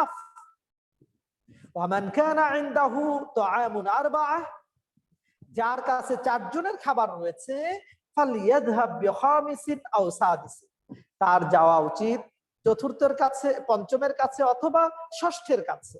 তার মানে ৩-৪ জনের খাবার দিয়ে ৫ অথবা ৬ জনের জন্য খাবার হওয়াটা এনাফ। আমরা এই থিওরিটা কি কখনো নিয়েছি? আল্লাহ রাসূল সাল্লাল্লাহু আলাইহি সাল্লামের এই হাদিসটি কি আমাদের কখনো মাথায় ঢুকেছে? আমরা বহু চেষ্টা করি, কিন্তু এই মোটিভেশনটা করলেও কি হতো না যে আল্লাহ রাসূল সাল্লাল্লাহু আলাইহি সাল্লাম তাহলে মানে মক্কা থেকে আসা মুহাজিরগণ তারাও গরিব, আনসারগণ গরিব, এভাবে ভাই ভাই করে দিলেন। এইবার আসো ভাই ভাই কি খাবে? খুবই সামান্য খাবার আছে, 2 ভাই ভাগ করে খাবে। 3 ভাইয়ের খাবার আছে, 4 এবং 5 জনে খাবে। এই খেতে খেতে দেখা যাবে আল্লাহ এতে বারাকা দিবেন, যেহেতু আল্লাহ রাসূলের কথা, যেহেতু আল্লাহর কথা তারা ফলো করছে, তাহলে কেন তাদের বারাকা হবে না? অবশ্যই হতে হবে। এবং একটা গল্প আপনারা জানেন, হাদিসের কথা, একবার রাসূল আকরাম সাল্লাল্লাহু আলাইহি সাল্লামকে, অনেক হাদিস আছে এরকম, এক সাহাবী দাওয়াত দিয়েছেন, ইয়া রাসূলুল্লাহ আপনি আর আপনার 2-1 জন সাহাবী আসুন, আমার বাসায় ছোট্ট একটা বকরি আছে, একটু খেয়ে যাবেন। মাশাআল্লাহ, আল্লাহ রাসূল সাল্লাল্লাহু আলাইহি সাল্লাম একেবারেই পুরা নাকারা বাজিয়ে দিলেন যে আসো, অমুক ভাই অমুক সাহাবী আমাদেরকে দাওয়াত দিয়েছে। আল্লাহ রাসূল সাল্লাল্লাহু আলাইহি সাল্লাম সকলকে নিয়ে হাজির। সাহাবীর স্ত্রী একেবারে লজ্জায় চিন্তিত, কি হবে? আল্লাহ রাসূল সাল্লাল্লাহু আলাইহি সাল্লাম বলছেন, জবেহ করো, গোশতগুলো রান্না করো, একটা কাপড় দিয়ে ঢেকে দাও, এই বন্টনকারী হব আমি। আমি দিতে থাকবো। এরকম দুধের ঘটনা রয়েছে, গোস্ত খাওয়ার ঘটনা রয়েছে। প্রিয় নবী হযরত মুহাম্মদুর রাসূলুল্লাহ সাল্লাল্লাহু আলাইহি ওয়াসাল্লাম দিচ্ছেন, সবাই খেয়ে গেছেন, খাবার শেষ হয়নি, যতটুকু শুরু হয়েছিল সে খাবার তাই রয়ে গেছে। সুবহানাল্লাহি ওয়া বিহামদি। তাহলে সেই আল্লাহর রাসূল, সেই আল্লাহর প্রিয় বান্দা আমাদের বলতেছেন যে একের খাবার 2 জন, 2 জনের খাবার 3 জন, 4 জনের খাবার 5 জন 6 জন। তাহলে এভাবে যদি আমরা ফুড ম্যানেজমেন্টটা করতে পারি সম্মানীয় ভাইরা, তাহলে কিন্তু আমার আপনার অনেক বাদানুবাদ চলে যাবে। আমার চোখের সামনে, আপনার চোখের সামনে আমাদের যে গরিব ভাই বোনেরা, পাড়া প্রতিবেশীরা অথবা রাস্তার ফকির মিসকিনরা থাকে, আমরা দিতে চাই না, আমাদের দিতে হবে। দেখুন প্রিয় রাসূল সাল্লাল্লাহু আলাইহি সাল্লাম একেবারে হিজরি প্রথম শতকে পহেলা সালে এই কাজগুলো করলেন, যার দ্বারা শত্রুতা কমে গেল এবং খাদ্যের যে সংকট, খাদ্যের সেই সংকটটাও কি হতে থাকলো, কমতে থাকলো। আমার হিজরতের পহেলা হিজরি নিয়ে এই কথাটা বলার ছিল, শেষ করেছি। সম্মানীয় ভাইয়েরা, এরপরে হচ্ছে দ্বিতীয় হিজরির কথাটি, দু একটি ঘটনা আমি বলতে চাই। এখানে রয়েছে বদর, এখানে রয়েছে রোজা ফরজ হওয়া। রোজার আলোচনা আলহামদুলিল্লাহ আমরা কদিন আগেই রোজা শেষ করেছি। আমরা এখানে করেছি জাকাতের আলোচনা, অর্থাৎ জাকাত ফরজ হচ্ছে, এখানে রোজা ফরজ হচ্ছে, বদরের যুদ্ধ ফরজ হচ্ছে, বদরের যুদ্ধ হয়েছে। আমরা কোথায় আছি প্রিয় ভাইয়েরা বোনেরা? আল্লাহ রাব্বুল আলামিন, আল্লাহ রাসূল সাল্লাল্লাহু আলাইহি ওয়াসাল্লাম এই যুদ্ধে যখন অংশগ্রহণ করছেন, কতজন সাহাবা যাচ্ছেন? মাত্র 313 জন, তাদের 1000। অনেক ছোট্ট একটা দল, একেবারে যেন বাঘের খোয়াড়ে খামারে চলে যাচ্ছে, খেয়ে ফেলবে। কিন্তু এমন তো সত্য, আমরা সজারু চিনি। ছোট্ট প্রাণী, বড় বড় প্রাণী এসে দেখবেন যে তাকে কিছু করতে পারে। আমরা যদি একদম দুটো ছোট প্রাণীর কথা বলি, একটা হচ্ছে কুকুর আর একটা বিড়াল, যা আমাদের বাসায় থাকে সবসময়। কখনো খুব ফেরোসাসলি কুকুর আক্রমণ করতে গিয়েছে, বিড়াল যদি আরেকটু তার শক্তি নিয়ে ঘুরে দাঁড়িয়েছে, দেখবেন যে বিড়াল এবং কুকুর দুজনের খুব সাংঘর্ষিক একটা মুহূর্ত, কিন্তু কুকুরের সাধ্য হয় না সে বিড়ালকে আঘাত করে। পৃথিবীর ইতিহাস গুলো খুঁজলে এরকম অনেক ঘটনা পাওয়া যাবে, আমরা সেদিকে যাব না। বাট আমরা এখানে থাকবো যে আল্লাহ রাসূল সাল্লাল্লাহু আলাইহি সাল্লামের মতো একজন সিফাত সালার আল্লাহ রাব্বুল আলামিনকে সাথে নিয়ে বদর যুদ্ধে যাচ্ছেন, আর তৎকালীন আবু সুফিয়ান, উতবা, শাইবা, আবু জাহাল, আবু লাহাব, তারা তাদের সকল শক্তি, নর্তকী এসব নিয়ে বদর প্রান্তরে যাচ্ছে। অসম একটি লড়াই। এবং এই বদর যুদ্ধের শিক্ষাগুলো যদি আমরা দেখবো, সেখানে আমাদের প্রচুর শিক্ষা রয়েছে। তাহলে যখন মুসলমানদের শক্তি নেই, জনগণ নেই, কিচ্ছু নেই, আছে শুধু আল্লাহর উপরে তাওয়াক্কুল, এই জিনিস নিয়ে বদর যুদ্ধে অবতীর্ণ হয়েছেন আল্লাহ রাসূল। তাহলে সেই সময়টা যদি আজকে আমি আপনি গ্রহণ করি, আমার কিছুই নেই, আল্লাহর উপরে বিশ্বাস আছে, আল্লাহ রাসূলের উপরে বিশ্বাস আছে, এই দুই সত্তাকে সামনে নিয়ে যে কোনো চ্যালেঞ্জ কি নেওয়া সম্ভব নয়? অবশ্যই সম্ভব, অবশ্যই সম্ভব। আল্লাহ রাসূল সাল্লাল্লাহু আলাইহি সাল্লাম বদর প্রান্তরে নামার আগে সকল কিছু রেডি, আল্লাহ রাসূলকে খুঁজে পাওয়া যাচ্ছে না। আল্লাহ রাসূল সাল্লাল্লাহু আলাইহি সাল্লামকে দেখা গেল ছোট্ট একটি জায়গায়, একটু তাঁবু বেষ্টিত জায়গা। আল্লাহ রাসূল সাল্লাল্লাহু আলাইহি সাল্লাম আল্লাহর কাছে হাত তুলেছেন, এমন ভাবে হাত তুলেছেন যে হাতের বাহু মূল দেখা যাচ্ছে, বগলের ওখানটা স্পষ্ট হয়েছে শুভ্রতা। আল্লাহ রাসূল সাল্লাল্লাহু আলাইহি সাল্লাম দোয়া করছেন, আল্লাহুম্মা আনজিসলি মা ওয়া'আদতানি, আল্লাহুম্মা আতি মা ওয়া'আদতানি, আল্লাহুম্মা ইন তুহলিক হাযিহিল ইসাবা মিন আহলিল ইসলাম লা তু'বাদ ফিল আরদ। খালাস। কোন কোন সাহাবী যে বলছে, ইয়া আল্লাহর রাসূল, আপনার আর দোয়া করার দরকার নেই।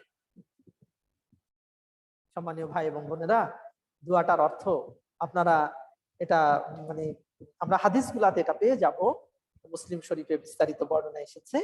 আল্লাহ আনজিজলি মা ওয়া'আদতানি, হে আল্লাহ, আমাকে যা ওয়াদা করেছো তুমি সেটা বাস্তবায়ন করো।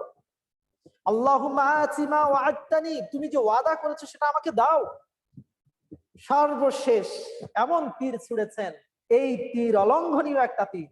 আল্লাহুম্মা, ইয়া আল্লাহ, হে আমার রব, ইন তুহলিক হাযিহিল ইসাবা, যদি তুমি এই ছোট্ট বাহিনীটাকে তুমি যদি ধ্বংস করে দাও, মিন আহলিল ইসলাম, ইসলামের এই আহাল থেকে, এই ঘর থেকে ইসলামের এই ছোট্ট দলটাকে যদি তুমি শেষ করে দাও, লা তু'বাদ ফিল আরদ, জমিনে আর কেউ ইবাদত করবে না, আর ইবাদত করার মতো কেউ থাকবে না।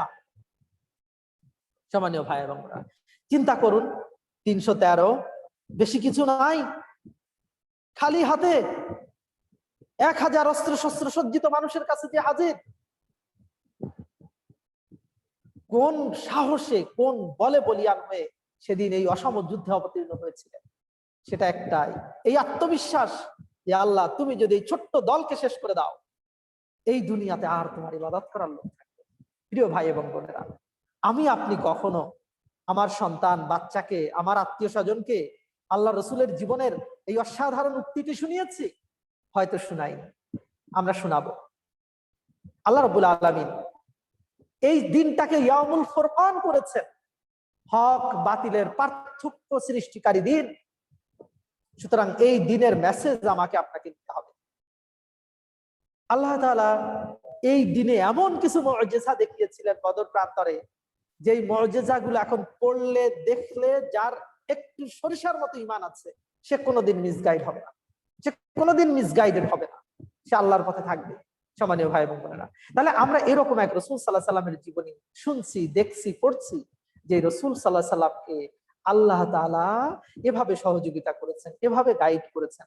সুতরাং সেই নবীর উম্মত আমরা, সেই আল্লাহর বান্দা আমরা কি হতে পারবো না সেরকম আত্মবিশ্বাসী?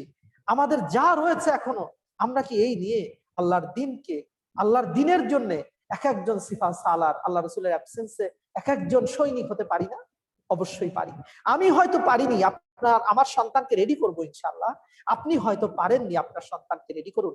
আপনি মা, আপনার ছেলে মেয়েটাকে রেডি করুন। আপনি বাবা, আপনার সন্তানটাকে রেডি করুন। সম্মানীয় ভাইরা, তাহলে বদরের এই জায়গাটা আমার এতটুকু বলার বিষয় ছিল যে বদরকে সামনে রেখে আমরা আমাদের শক্তি, সাহস, আত্মবিশ্বাস, তাওয়াক্কুল এবং আল্লাহর কাছে চাওয়ার যে একটা অধিকার, এই বিষয়গুলো যেন আমরা পারফর্ম করতে পারি।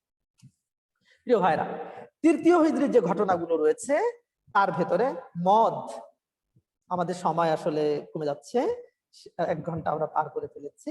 আমি আর খুব সংক্ষেপে কয়েকটা মূল পয়েন্ট বলে শেষ করি।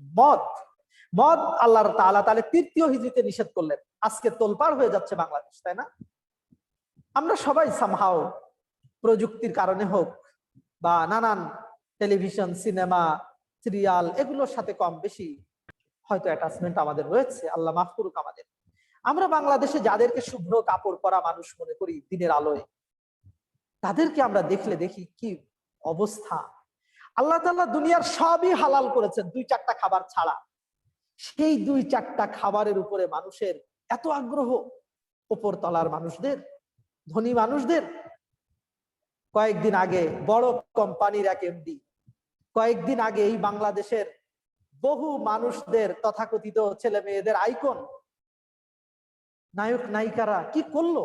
অথচ আল্লাহ তাআলা একটা জিনিস কালামে হাকিমে 3 বার আয়াত নাজিল করে নিষেধ করেছেন, সেই জিনিসের উপরে মানুষের এত আগ্রহ। এই মানুষগুলোর হবে কি তাহলে, প্রিয় ভাই এবং বোনেরা? সুতরাং কোন মাদক যেন আমাদের সন্তানরা নিতে না পারে, সেটা নর্মাল একটা বিড়ি সিগারেট হলেও খুব খেয়াল রাখতে হবে। বিড়ি হচ্ছে বা সিগারেট হচ্ছে এমন মাদক, এটা হচ্ছে সকল অবৈধ মাদকের বৈধ ভার্সন। এটা সে খায় না, এটা যারা বড় মাদক খায় তাদের এমন কেউ নেই যে বিড়ি সিগারেট খায় নাই। সুতরাং এই জিনিস আল্লাহ তাআলা দেখুন মূলে হাত দিয়েছে। আল্লাহ রসুল মানে একটা প্রবাদ বাক্যে বলা হয়েছে, যা সিজারা উম্মুল মুখাদ্দারাত, সিগারেট হচ্ছে সকল মাদকের মা। আচ্ছা, মায়েরা রাগ করবেন, মায়ের জাতেরা রাগ করবেন না, কারণ হলো এই মানে অপরাধের এটা হলো জন্মস্থান। আমার মাদের, বোনদের, যেমন সেখান থেকে দুনিয়ার বড় বড় যোদ্ধা, পৃথিবী খ্যাত মানুষদের জন্মের একটা জায়গা, এই সিগারেট হলো যত অপরাধের জন্মের জায়গা। প্রিয় ভাইরা, উহুদের যুদ্ধ এটা আরেকটি অসম জায়গা, অনেক আবেগ অনুভূতি জড়িত আমাদের এখানে। আমি কোনো কথাই বলতে চাইবো না উহুদের, আমার শিক্ষা একটাই বলবো, আল্লাহ তাআলা এখানে ফেরেশতা নাজিল করেছিলেন, মনে পড়ে? আল্লাহ তাআলা এখানে সূরা আলে ইমরানের 183 নম্বর আয়াতে বলেছেন, আল্লাহ তাআলা সেখানে বলেছেন যে কদ খালাত মিন ক্বাবলিকুম সুনান ফাসিরু ফিল আরদি ফানজুরু কাইফা কানা আকিবাতুল মুকাজ্জিবিন। দুনিয়া ঘুরে দেখো মিথ্যাবাদীদের কি হয়েছে। এটা একটা আত্মবিশ্বাস, আল্লাহর পথে থাকলে অসুবিধা কিছু হতে পারে, কিন্তু ফাইনালি বিজয় আমার হবেই। 2 সূরা আলে ইমরানের 124-25 নম্বর আয়াতে বললেন আল্লাহ, ইদ তাকুলু লিল মুমিনিনা আলা ইয়াকফিয়াকুম ইয়ামিদ্দুকুম রাব্বুকুম বিসালাসাতি আলাফিন মিনাল মালাইকাতি মুরসিলিন।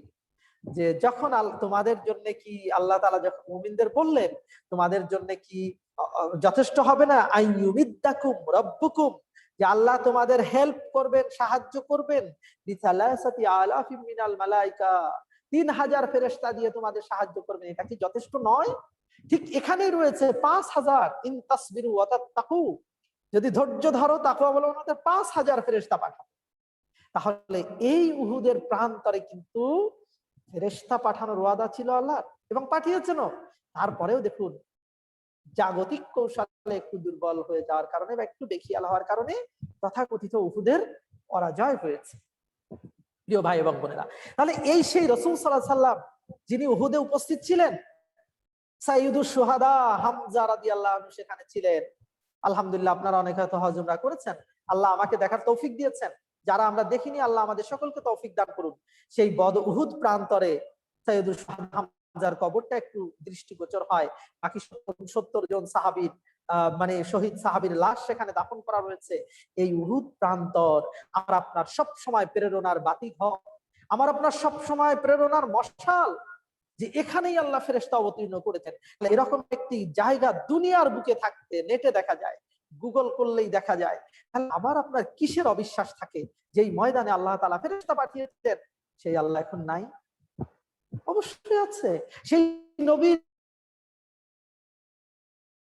সম্মানীয় ভাইরা, তাহলে এই জায়গাগুলো আমার আপনার অ্যাটেন্ড করতে হবে। এখানে কত সংখ্যা জানি যে 3000 আর 700, অসম। আল্লাহ জয় দান করেছিলেন, আল্লাহ তাআলা আত্মবিশ্বাস দান করেছিলেন। সাময়িক একটু পরাজয় মনে হয়েছে, কিন্তু অনেক জয়ের সূতিকাগার এই উহুদ। অর্থাৎ অনেক ভুল করা যাবে না, অনেক ছিদ্র পথ ওপেন রাখা যাবে না। এই বিষয়গুলো এখান থেকে আমাদের শিক্ষা এসেছে। এতিমের সম্পদ এবং সুদ, সাবধান প্রিয় ভাই এবং বোনেরা, এবং আমরা কোনোভাবেই যেন এতিমের সম্পদে আমাদের আমরা খেয়ানত না করি, সুদ কোনো ফর্মে যেন না আসে। আর মিরাসি মাল, ভাই এবং বোনেরা যারা রয়েছেন, বাবা মারা যাচ্ছেন, ওকে মারা যাবেন রেগুলার কেস, এটা আমাদের ভাইয়ের বোনের যা হক আছে দিয়ে দিব, যা দেওয়া হয়নি দিয়ে দিব। স্ত্রীদের অধিকার নিয়ে আল্লাহ তাআলা এই সময় আয়াত নাযিল করেছে, খুব ইম্পর্টেন্ট। স্ত্রীদের অধিকার রয়েছে স্বামীর প্রতি খুবই গুটি কয়েক, বাকি সকল কর্তব্য রয়েছে স্বামীদের স্ত্রীদের প্রতি। স্ত্রীদের অধিকার কাজ হলো নিজের সতীত্ব হেফাজত করা, স্বামীর অ্যাবসেন্সে তার বাড়ি দেখাশোনা করা, আল্লাহর উপরে তার অবিচল ঈমান আখলাক ইখলাস থাকা, অর্থাৎ আল্লাহ তাআলার দেওয়া ডিউটি পালন করা। এরপর আল্লাহ রাসূল বলছেন যে দরজা দিয়ে খুশি জান্নাতে চলে যাও। তাহলে ঈমান থাকা, ইবাদত করা, স্বামীর অ্যাবসেন্সে তার সম্পদগুলো হেফাজত করা, আর কি সন্তানাদির হেফাজত করা, এই কয়েকটা কাজ হলেই আল্লাহ বলতেছেন যে দরজা দিয়ে রাসূল সাল্লাল্লাহু আলাইহি ওয়াসাল্লাম বলছেন তুমি ইচ্ছা জান্নাতে চলে যাও। এর পরে যত কাজ বাকি আছে সবই হাজবেন্ডদের করতে হবে। সম্মানীয় ভাইরা, আমি আর এখানে কথা বাড়াচ্ছি না, না বাড়িয়ে আমি চলে যাই তৃতীয় হিজরি গেল, চতুর্থ হিজরিতে বেশি কিছু বলার আছে, একটাই যে পর্দার বিধান। পর্দার বিধানের ক্ষেত্রে এবং মদ হারামের চূড়ান্ত বিধান। পর্দার বিধানে মাত্র কয়েকটা শর্ত। 1, ছেলেরা মেয়েদের মতো কাপড় পরবে না, মেয়েরা ছেলেদের মতো পরবে না। 2, মেয়েরা তাদের হাতের কবজি, মুখমণ্ডল, পায়ের গোড়ালি থেকে নিচ পর্যন্ত ছাড়া বাকি শরীর কভার করে রাখবে, তবে দাস দাসীদের ক্ষেত্রে ছাড় রয়েছে। আর ছেলেরা নাভি থেকে হাঁটু পর্যন্ত ঢেকে রাখবে। এমন পোশাক নারীরা পরবে না যেটা পুরুষের মতো দেখায়, পুরুষরা এমন পোশাক পরবে না যেটা নারীদের মতো দেখায়। আর মেয়েরা কিছু কাপড় তাদের গায়ের উপরে ছড়িয়ে, ছেলেরা মেয়েরা উভয়ই তাদের চোখ নিচু করে রাখে। এই হচ্ছে মাত্র 4টা বা 5টা শর্ত, ব্যাস পর্দা। এরপরে হলো আর হচ্ছে এখান থেকে আর আমি বলতে চাইবো না আজকে, ইনশাল্লাহ ভবিষ্যতে আবার বলবো। আর হচ্ছে পঞ্চম হিজরিতে এসে এখানে দুটো তিনটে বিষয় রয়েছে আমার বলার, খুব বেশি মোটা দাগে নেই। আর একটি হচ্ছে তায়াম্মুমের বিধান। সম্মানীয় ভাই এবং বোনেরা, আমাদের অনেকেই এখানে তায়াম্মুমের ফরজ হয়তো আমরা বলতে পারবো না। তো আসলে তায়াম্মুমের ফরজ হচ্ছে তিনটা। একটা হচ্ছে নিয়াত করা, দুই হচ্ছে মুখমণ্ডলে একবার মাসিহা করা, দুই হাতের কনুই পর্যন্ত মাসিহা করা। এই হচ্ছে আমাদের তিনটা ফরজ। ব্যাস, এই তিনটা ফরজ শেষ হয়ে গেলেই আমার আপনার তায়াম্মুম হয়ে যায়। এবং এই বিধান নিয়ে কোনো কনফিউশন থাকলে হবে না। এই বিধান যখন আমরা পানি পাবো না, তখন আমরা এই বিধানটা ইনশাল্লাহ অ্যাপ্লাই করতে পারবো। সম্মানীয় ভাইরা, এখানে ইফকের ঘটনা রয়েছে, অর্থাৎ আয়েশা রাদিয়াল্লাহু আনহার চরিত্রের ব্যাপারে। এটা একদম কালামে হাকিম দ্বারা সার্টিফাইড, কালামে হাকিম দ্বারা সার্টিফাইড যে তিনি কোনো অপরাধ করেননি। এটা নিয়ে আর কথা নেই আজকে আমাদের। আহজাব যুদ্ধ, যেটা খন্দকের যুদ্ধ, এবং এর পাশাপাশি বনি কুরাইজা, এটা নিয়ে খুব ভয়ানক ডিবেট আছে। এই ডিবেটও বলার টাইম আজকে আমাদের কম। আসলে বনু কুরাইজা নিয়ে শুধু এতটুকু বলি, ইহুদিদেরকে আল্লাহ রাসূল সাল্লাল্লাহু আলাইহি সাল্লাম যদি সমূলে সবই হত্যা করতেন, করার রাইট ছিল। কারণ হচ্ছে তারা মদিনা রাষ্ট্রের যেই সংবিধান ছিল, সেই সংবিধানের সাথে, রাষ্ট্রীয় আইনের সাথে সব ভায়োলেশন করেছিল। এই ভায়োলেশনের কারণে তাদের একমাত্র বিধান ছিল হত্যা করা, যে ঘটনাগুলো বেশ বিস্তারিত এসেছে সূরা হাশরেও। কিন্তু আল্লাহ রাসূল সাল্লাল্লাহু আলাইহি সাল্লাম তাদেরকে হত্যা না করে এক অংশকে বা সুযোগ দিয়েছেন যে এত দিনের ভেতরে তোমরা যেখানে খুশি চলে যাও। এই চলে যাওয়া থেকে শুরু করে আজকে ফিলিস্তিন সংকট, আজকে ইসরায়েলের জন্ম, অনেক কিছু ইহুদিদের। আর এখানে একটু ভালো একটা অবস্থান দেখিয়েছিল হিটলার, যে সে ইহুদিদের মেরে দেখিয়েছিল, সবচেয়ে মার খেয়েছে হিটলারের কাছে তারা। কিন্তু কিছু ইহুদি বেঁচে থাকার পরে দেখুন আজকে দুনিয়ার অবস্থা। কিন্তু আল্লাহ রাসূল সাল্লাল্লাহু আলাইহি সাল্লাম এরকম করেননি, তাদের অ্যাটলিস্ট মানবীয় অধিকার প্রদান করেছিলেন। তো বনু কুরাইজার অনেক ডিবেট আছে, এ নিয়ে নানান বই আছে আমাদের সমাজে, তাও একটু পড়ে দেখবেন ইনশাল্লাহ। আহজাবের যুদ্ধ বা খন্দকের যুদ্ধ যেটা বলতে চাই প্রিয় ভাইরা, এখানে একই অবস্থায় এক অসম যুদ্ধ এখানে সংঘটিত হয়েছিল। এবং মুসলিম এবং কাফিরের যেই জনশক্তির যেই বিন্যাস, সেটাও খুব মানে একেবারেই মানে ভিন্ন রকম ছিল নিশ্চয়ই। এর বিস্তারিত বর্ণনা সিরাত গ্রন্থগুলোতে ভাইরা, সম্মানীয় ভাই এবং বোনেরা রয়েছে, আপনারা দেখবেন। কিন্তু সেখানে আমাদের শিক্ষা ছিল কয়েকটা। এক নম্বরের একটা শিক্ষা আমি বলবো, সেটা হচ্ছে যে রাসূল আকরাম সাল্লাল্লাহু আলাইহি সাল্লাম অত্যন্ত বিনয় এবং নম্র অবস্থান নিয়েছিলেন, যেটা আমার আপনার জীবনের জন্য খুবই দরকার। কারণ হচ্ছে বিনয় নম্র হওয়াটা আল্লাহ রাসূল সাল্লাল্লাহু আলাইহি সাল্লামের বা কোরআনের জায়গা থেকে জান্নাতে যাওয়ার একটা গুণাবলীও বটে। তো এই গুণাবলী যদি কারোর হতে হয় সম্মানীয় ভাইয়েরা, তাহলে কিন্তু আপনার আমার বিনয়ী হতে হবে এবং বিনীত হতে হবে। এই যুদ্ধেও মাত্র ৩,০০০ আর ১০,০০০ সৈন্য সামর্থ্য ছিল। মুসলমানের ৩,০০০ আর খন্দকের যুদ্ধে ওদের ১০,০০০।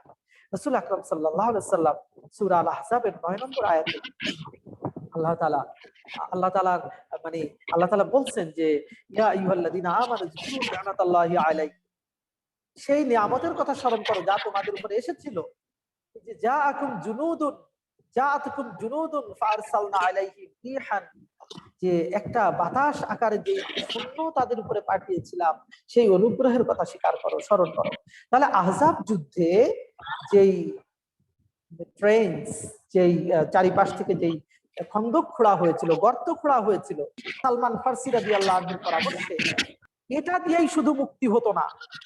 এ সময় আল্লাহ তাআলা এমন বাতাস বা এমন কিছু অদৃশ্য সৈন্য দিয়ে সহযোগিতা করেছেন, যেটার কথা আল্লাহ বারবার স্মরণ করতে বলেছেন। তার একটি হচ্ছে সূরা আহজাবের ৯ নম্বর আয়াতে। হ্যাঁ, তো আল্লাহ তাআলার এই যে অদৃশ্য নিয়ামত এবং সৈনিক, এগুলো কি এখন নেই? এগুলো কিন্তু এখনো আছে সম্মানীয় ভাই এবং বোনেরা। এই জন্য আমি আমাদের জীবন পরিচালনার ক্ষেত্রে, আমরা আমাদের পরিবার পরিচালনার ক্ষেত্রে, আমাদের সন্তানাদিকে পরিচালনার ক্ষেত্রে আমরা যেন আল্লাহ এবং রাসূলের, আল্লাহর রহমত থেকে নিরাশ না হই। আল্লাহর পাঠানো এরকম না দেখা অসংখ্য নিয়ামত এবং অসংখ্য পাওয়ারকে যেমন অস্বীকার আমরা না করি। আমরা এখন দেখছি করোনার কতটুকু ওজন, তা দিয়ে আমাদের সারা দুনিয়া একেবারে যেন একদম লাভস করলো, একেবারে তালাবদ্ধ হয়ে গেল, সারা দুনিয়াটা একেবারে এক জায়গায় আমরা বন্দী হয়ে গেলাম। কি করতে পেরেছি আমরা আল্লাহ তাআলার এই শক্তির বিপক্ষে? কিছুই পারিনি। তাহলে খন্দকের যুদ্ধ আমাকে আপনাকে আল্লাহ তাআলার এরকম অদেখা, অজানা অসংখ্য নিয়ামত এবং কি বলা যায় যে সৈনিকের কথাকে স্মরণ করে দেয়। আমি এখান থেকে খুব বিস্তারিত না বলে একটাই পয়েন্ট বললাম আজকে, যে এখানের শিক্ষাটা আমার এমন যে আল্লাহর এরকম অসংখ্য সৈনিক রয়েছে, অসংখ্য অদেখা পাওয়ার রয়েছে, যা দিয়ে আল্লাহ আমাকে আপনাকে সহযোগিতা করতে পারে। সুতরাং রাসূল সাল্লাল্লাহু আলাইহি সাল্লামের এই সিরাতের আলোচনা থেকে আমি আপনি যেমন তৎকালীন সময়কালকে একটু বোঝার চেষ্টা করেছি, অনুরূপ ভাবে আজকে আমার আপনার জীবনে কোন বিষয়গুলো একটু গ্রহণ করতে হবে সেই বিষয়ের দিকেও আমরা একটু অর্ধেক একটু বেশি ইঙ্গিত করেছি। এটা অবশ্যই যে অর্থে রসুলের সিরাতের আলোচনা সেই টাইপের সুন্দর করে সেই অবস্থায় হয়নি, অনেক টাইম প্রয়োজন। তো যতটুকু আল্লাহ তাআলা তৌফিক দিয়েছেন আপনাদের সামনে শেয়ার করার, ভুলগুলো আল্লাহ যেন মাফ করেন, সঠিকগুলো থেকে যদি আমরা কোনো প্রেরণা পাই আল্লাহ যেন আমাদের জন্য, আমাদের আখিরাতে নাজাতের জন্য যেন সেগুলো আল্লাহ তাআলা আমাদের জন্য ব্যবস্থা করে দেন। আমি এটুকুই বলে আজকে আমার এই পর্যায়ে আলোচনা শেষ করছি। সাল্লাল্লাহু আলা নবিয়িনা মুহাম্মদ ওয়া আলা আলিহি ওয়া সাহবিহি আজমাইন। আল্লাহুম্মা সাল্লি আলা সাইয়্যিদিনা মুহাম্মদ ওয়া আলা আলিহি ওয়া সাহবিহি আজমাইন। আসসালামু আলাইকুম ওয়া রাহমাতুল্লাহি ওয়া বারাকাতুহু। ওয়া আলাইকুম আসসালাম ওয়া রাহমাতুল্লাহি ওয়া বারাকাতুহু। অসংখ্য ধন্যবাদ আমাদের প্রিয় শিক্ষক, আমাদের সম্মানিত ডক্টর রশিকুল ইসলাম স্যারকে। মনোমুগ্ধ করে আলোচনা আমরা শুনলাম, আলহামদুলিল্লাহ। এখানে আমরা একটা বিষয়, যারা আলোচনাটা পুরো শুনেছি প্রথম থেকে, তারা হয়তো ফিল করতে পেরেছি যে আমাদের আসলে রসুলের এত বড় জীবনটা, এত সুন্দর জীবনটা বোঝার জন্য 2-4টি আলোচনা যথেষ্ট নয়। আমাদের প্রত্যেকটা বিষয় খুঁটিয়ে খুঁটিয়ে জানা দরকার। প্রত্যেকটা বিষয় থেকে আমাদের জীবন গঠনের পাথেও পেতে পারি আমরা। সেই জন্য বিভিন্ন সিরাত গ্রন্থ আছে। রাসূল সাল্লাল্লাহু আলাইহি ওয়াসাল্লামের যে প্রসিদ্ধ সিরাত গ্রন্থগুলো আছে, আমার মনে হয় কমপক্ষে একটি হলেও আমাদের সকলের পড়া থাকা উচিত। এবং শুধুমাত্র পড়া না, এটা অধ্যয়ন, অর্থাৎ খুঁটিয়ে খুঁটিয়ে প্রত্যেকটা ঘটনা থেকে আমাদের হয়তো শিক্ষা নিতে পারবো। যাতে আমরা যদি প্রত্যেকটা ঘটনা খুঁটিয়ে খুঁটিয়ে পড়ি, তাহলে আমাদের জীবনের বিভিন্ন সময়ে আমরা যে বিভিন্ন সিচুয়েশন এর মধ্য দিয়ে আমরা আমাদের জীবনটা পার করব, সেই সময় আমাদের শিক্ষাটা, আমাদের কিভাবে আমরা পথ চলবো, ওইখানে কিভাবে সমাধানটা পাবো, আমাদের ওই সময় করণীয় কি, এটার জন্য আমাদের কোনো কোয়ান্টাম ফাউন্ডেশনে যাইতে হবে না, এটার জন্য আমাদের কোনো স্পেশাল কোনো ট্রেনিং সেন্টারে যাইতে হবে না। তখন আমরা নিজেরাই অনেকটা গেস করতে পারবো ইনশাআল্লাহ। তো আমরা আমাদের আজকের এই আলোচনার পরে আমাদের এটা যেন টার্গেট থাকে যে রসুলের সিরাত গ্রন্থের পুরোটা, যে কোনো লেখকের হোক, কিন্তু প্রথম থেকে শেষ পর্যন্ত প্রসিদ্ধ যে কোনো একটি গ্রন্থ যেন আমরা পড়ি, এই টার্গেট আমরা নিতে পারি। আমরা প্রশ্নোত্তর পর্বে চলে যাব। সেই ক্ষেত্রে আমি প্রথমে স্যারকে একটা বিষয় আর একটু ক্লিয়ার করতে বলি, অনুরোধ জানাবো। সেটা হচ্ছে, আমাদের অনেকের মধ্যে ভুল ধারণা আছে একটা বিষয় নিয়ে। সেটা কি? সেটা হচ্ছে তায়াম্মুম নিয়ে। তো তায়াম্মুম নিয়ে অনেকে মনে করেন যে হতে পারে, সিচুয়েশন এমন হতেই পারে। তো শুধু অজুর তায়াম্মুম, সবাই মনে করেন যে অজুর তায়াম্মুমই শুধু ওটা, কিন্তু ওটা যে গোসলের তায়াম্মুম। গোসল যদি ফরজ হয়, সেই ক্ষেত্রে যদি পানি না পায় কি করবেন তারা কি ওই পদ্ধতিতে তায়াম্মুম করবেন নাকি গোসলের জন্য মাটি ঘোরাঘুরি করবেন? তো এই বিষয়ে অনেকের একটু কনফিউশন থাকতে পারে, নট শিওর। যদি এটা ক্লিয়ার করতে চান। জাযাকাল্লাহ খায়ের। আমি অনেক সুন্দর একটা প্রশ্ন করেছেন। তার আগে ছোট্ট একটু বলে নিই যে আসলে খন্দকের যুদ্ধে মুসলমানের পক্ষে ছিল ৬,০০০ এবং কাফির সৈন্য ছিল ২৪,০০০। এটা একটু আমার কারেকশন। মানে মুসলমানদের পক্ষে ছিল ৬,০০০ সৈন্য এবং শত্রু পক্ষে ছিল ২৪,০০০। আর যে পরীক্ষাটা ছিল, এটা বলা হচ্ছে সিরাত গ্রন্থগুলোতে ৫ গজ চওড়া এবং ৫ গজ গভীর, ৫ গজ প্রস্থ এবং ৫ গজ হচ্ছে দিক। এবারে আমি প্রশ্নটায় আসি সম্মানীয় ভাইরা। হ্যাঁ, আমি একটু কিন্তু বলেছি যে তায়াম্মুম যেন আমার আত্মবিশ্বাসে ঘাটতি না হয়, এবং তায়াম্মুমটা শরীয়তের চমৎকার বিধান। তায়াম্মুমের নাম আপনি বলছিলেন যে কোন কোন সাহাবী তা গোসল করেছেন ওভাবেই, যে রসুলের সামনে আল্লাহ রসুল জিজ্ঞাসা করেছেন তায়াম্মুম কিভাবে করেছো গোসলের জন্য, ফরজ গোসলের জন্য? আল্লাহ রসুল, আমি বালিতে গড়াগড়ি দিয়ে নিয়েছি, যেমন ঘোড়া গড়াগড়ি দেয় এইটা না। একেবারেই আমরা পানি না পেলে যে রকমই জুনুবি হোক, যে রকমই অপবিত্রতা অবস্থা হোক না কেন, আমরা অবশ্যই এই মুখমণ্ডল নিয়াত করব, মুখমণ্ডল মাসহ করব এবং 2 হাতের কনুই ধৌত করব। এটাই হয়ে যাবে, এবং সেটা ফরজ গোসলের জন্য হলেও এটাই হয়ে যাবে। আর যখন ইনশাআল্লাহ পানি পাওয়া যাবে তো সেক্ষেত্রে অবশ্যই এটা ইনভ্যালিড। আরেকটা কোশ্চেন বলি, অনেক মুরব্বী মানুষ আছে, আরেকটু উত্তর বলে ফেলি, যে খুব শীতকাল, তার পানি ব্যবহার করা নিষেধ আছে, কিন্তু তিনি মানে কনফিউজড হন যে কি করব। অসুস্থতা বা খুব অসুস্থ রোগীর জন্য তায়াম্মুম করাটা শরীয়তে অবশ্যই বৈধ, তার কোনো ধরনের কনফিউশনের দরকার নাই। জি, তায়াম্মুম নিয়ে আরো অনেক কোশ্চেন হইতে পারে, বাট আমি এতটুকু বলে শেষ করলাম। জাযাকাল্লাহ খাইর। আচ্ছা, আপনারা যারা প্রশ্ন করতে চান আপনারা হ্যান্ড রেজ করতে পারেন অথবা চ্যাট বক্সে লিখতে পারেন। তবে আমি স্যারের সাথে, যদিও এটা একটু হয়তো বা একটু অন্যরকম শোনাবে আমি জানি না, তবে স্যার আমরা ছাত্রদের নিয়ে কাজ করি, তো পাশাপাশি আমরা ইয়াং জেনারেশনের সাথে খুব কানেক্টেড, তো ইয়াং জেনারেশন নিয়ে কাজ করি। তো এই জন্য আমরা অনেক সময় দেখেছি সেটা কিরকম, তিনি হয়তো ফরজ নামাজ কখনোই মিস দেন না, সো চেষ্টা করেন সর্বাত্মক ভাবে ফরজ নামাজ টাইমলি পড়ার জন্য। কিন্তু আমরা এই প্রবণতা দেখেছি, হয়তো কোনো আত্মীয়ের বাসায় গেছেন, গিয়ে রাত্রি যাপন করতে হয়েছে, তো দেখা যাচ্ছে কোনো কারণে গোসল যদি ফরজ হয়ে যায়, সেই ক্ষেত্রে তারা অনেক সময় লজ্জার কারণে ফজর কাজাই করে ফেলে, কিন্তু তারা হয়তো নামাজ মিস দিয়ে দিচ্ছে, অথবা তারা অনেক সময় কেউ কেউ ফিল করে যে আচ্ছা আমি কি এই প্রেক্ষাপটে লজ্জার কারণে নাকি তায়াম্মুম করেই কি নামাজ পড়বো, এটা অনেকে ফিল করে। তো এই বিষয়টা একটু যদি স্যার একটু ক্লিয়ার করতেন তাহলে মানে ভালো হতো। এনাম জাযাকাল্লাহ, আমি এক্ষেত্রে বলি ভাই, শরীয়ত হচ্ছে খুব সুন্দর একটা জিনিস। মানে এরকম ঘটনা অনেকের জীবনেই ঘটে থাকবে, কি ছেলে কি মেয়ে, এবং এটা একটা শরীয়তের স্বাভাবিক একটা জিনিস। আমরা এক্ষেত্রে অবশ্যই আল্লাহ তাআলাকে ভয় করে আমরা খোলামেলাই বলতে পারবো। সেখানে নিশ্চয়ই আমার বন্ধু থাকবে বা কোনো ভাই থাকবে, কেউ না থাকুক, আমার সিনিয়র মা চাচি থাকবে, আমার খালা থাকবে, আমি তাকে বলবো যে আমার একটা কাপড় দরকার হবে, এবং এটা কোনো বিষয়ই না, এটাকে নরমালি নিতে হবে। দেখুন, আমি যদি একটু বলে ফেলি, ওটা আপনারা অন্যভাবে নিবেন না। আমাদের দেশে আমাদের বোনদের মানে মান্থলি যে টাইমটা যায়, এটার জন্য দেখুন আজকে বাজারঘাটে বড় বড় বিলবোর্ড দেওয়া হয়েছে।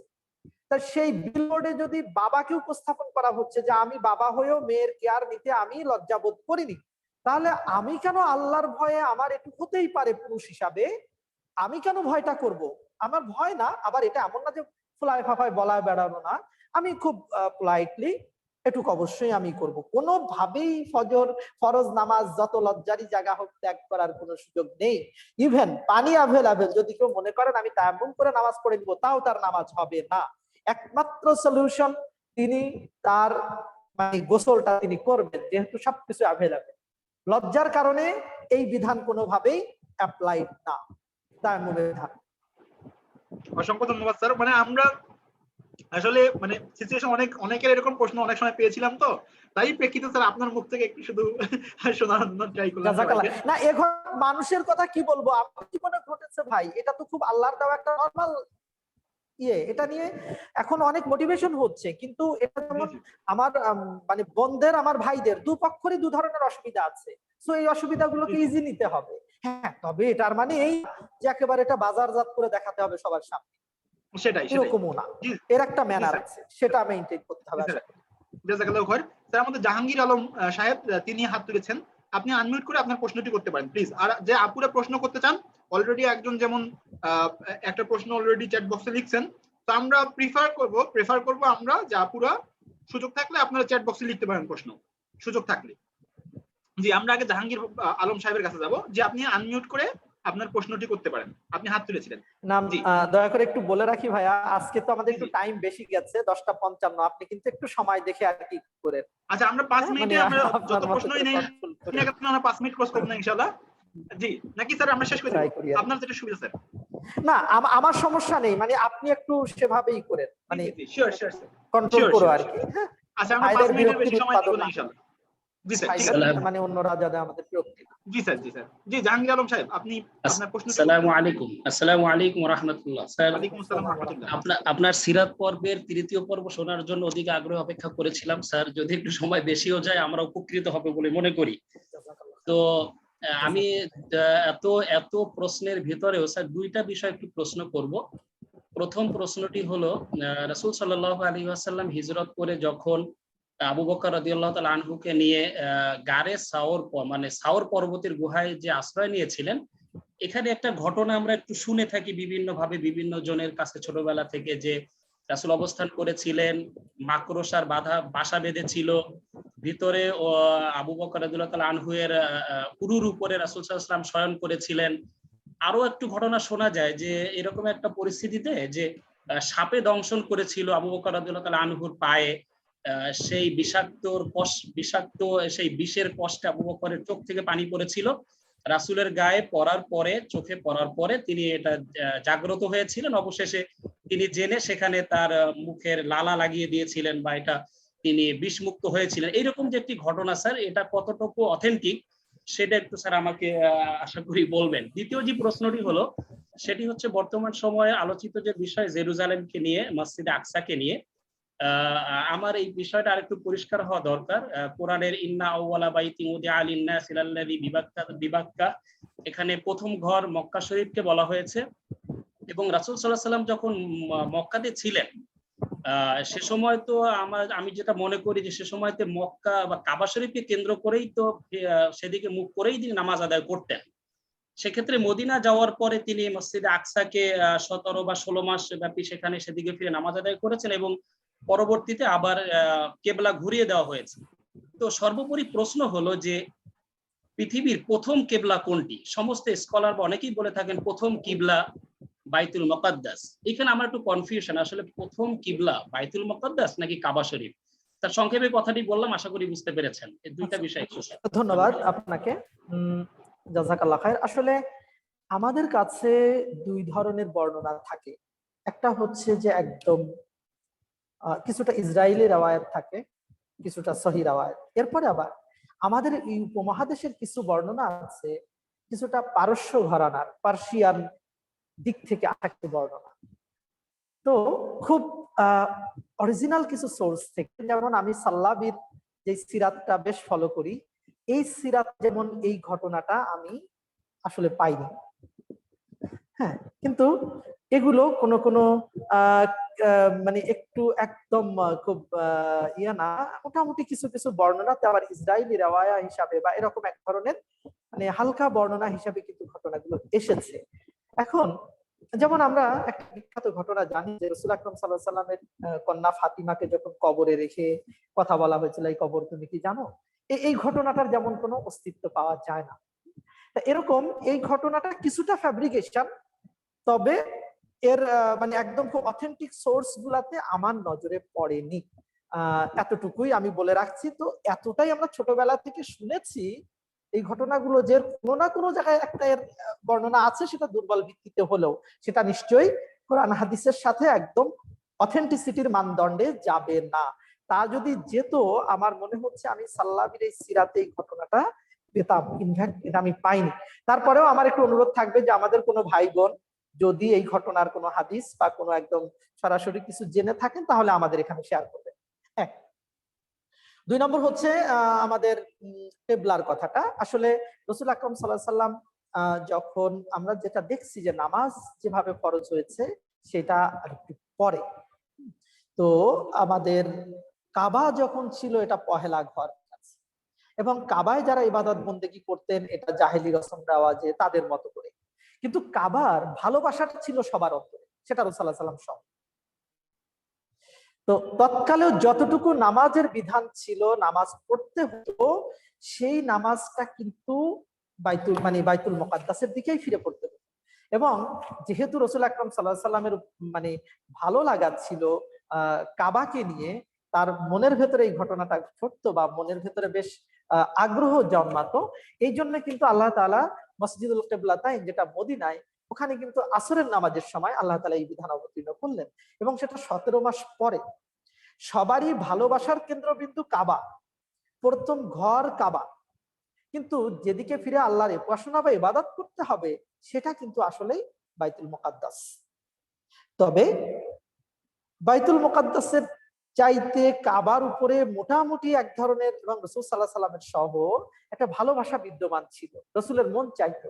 এই জন্য আল্লাহ বলেছেন ক্বাদ নারা তাকাল্লুবা ওয়াজহিকা ফিস সামাই ফালানুওয়াল্লিয়ান্নাকা কিবলাতান তারদাহা, যে আমি দেখতেছি যে মাঝে মাঝে আপনি আসমানের দিকে তাকাচ্ছেন আপনার আগ্রহ নিয়ে, ফালানুওয়াল্লিয়ান্নাকা, অবশ্যই অবশ্যই আমরা আপনাকে পরিবর্তন করে দিব সেই কিবলা যেটা আপনি ইচ্ছা করছেন। হ্যাঁ, তো এইভাবে আমরা এখানে খুব নসটা স্পষ্টই, এই জন্যে আমাদের ব্যাখ্যার ইয়েটা খুবই কম জাহাঙ্গীর, যে ওটা নিশ্চয়ই আমাদের পহেলা কেবলা, বাট নবুয়তের দ্বিতীয় হিজরিতে এসে আল্লাহ তাআলা এটা পরিবর্তন করে দিয়েছেন একান্তই রাসূল আকরাম সাল্লাল্লাহু আলাইহি ওয়াসাল্লামের ইচ্ছা, আগ্রহ, পছন্দ এবং ভালো লাগার কারণে। আশা করি খুব হয়তো একেবারে জাযাকাল্লাহ জাহাঙ্গীর, তুমি শুনেছো, জাযাকাল্লাহ, শুকরান, তোমরাও অনেক জানো আলহামদুলিল্লাহ। শুকরান, শুকরান, জাযাকাল্লাহ। আচ্ছা, ওকে, ধন্যবাদ, আশা করি উত্তরটা পেয়েছেন। ওকে, আমাদের ডক্টর লতা আপু একটি প্রশ্ন করতে চেয়েছেন। আপু, আপনি চাইলে চ্যাট বক্সে লিখতে পারেন। আর এই পর্যন্ত আমাদের সময় শেষের দিকে আমাদের এক আপু অলরেডি কমেন্ট করেছেন, চ্যাট বক্সে লিখছেন। তিনি প্রশ্ন করেছেন যে মুখ ঢাকা বিষয়ে মেয়েদের, যে আপনি যখন উল্লেখ করলেন পর্দা বিষয়, তখন এই বিষয়টাকে বললেন যে এটা বাদে বাকিটা ঢাকতেই হবে, তো মুখটা কি পর্দার অন্তর্গত হবে কিনা? জি, আল্লাহ তাআলা বলেছেন কালামে হাকিমে,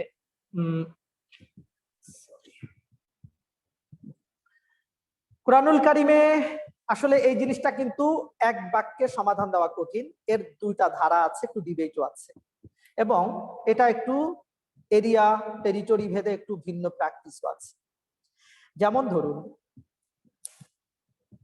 একদম আমি পহেলা কোরআন হাদিসের কথাই বলি, যে ইল্লামা যাহারা মিনহা বলে আল্লাহ তাআলার ঘোষণা আছে, অর্থাৎ মুখমণ্ডল, হাতের কবজি এবং পায়ের জায়গাটা প্রকাশিত হওয়ার জন্য, এটা হচ্ছে অনিচ্ছাকৃত প্রকাশ, এটা বৈধতা রয়েছে এক ধরনের। রাসূলের যুগে নারী স্বাধীনতা, এই বইগুলাতে মুখ ঢেকে খুলে রাখার বিষয়টাকে কিছুটা লজিক্যালি যুক্তি দিয়ে বলা হয়েছে যে তৎকালে মুখ খুলে রাখার বিষয়টি ছিল।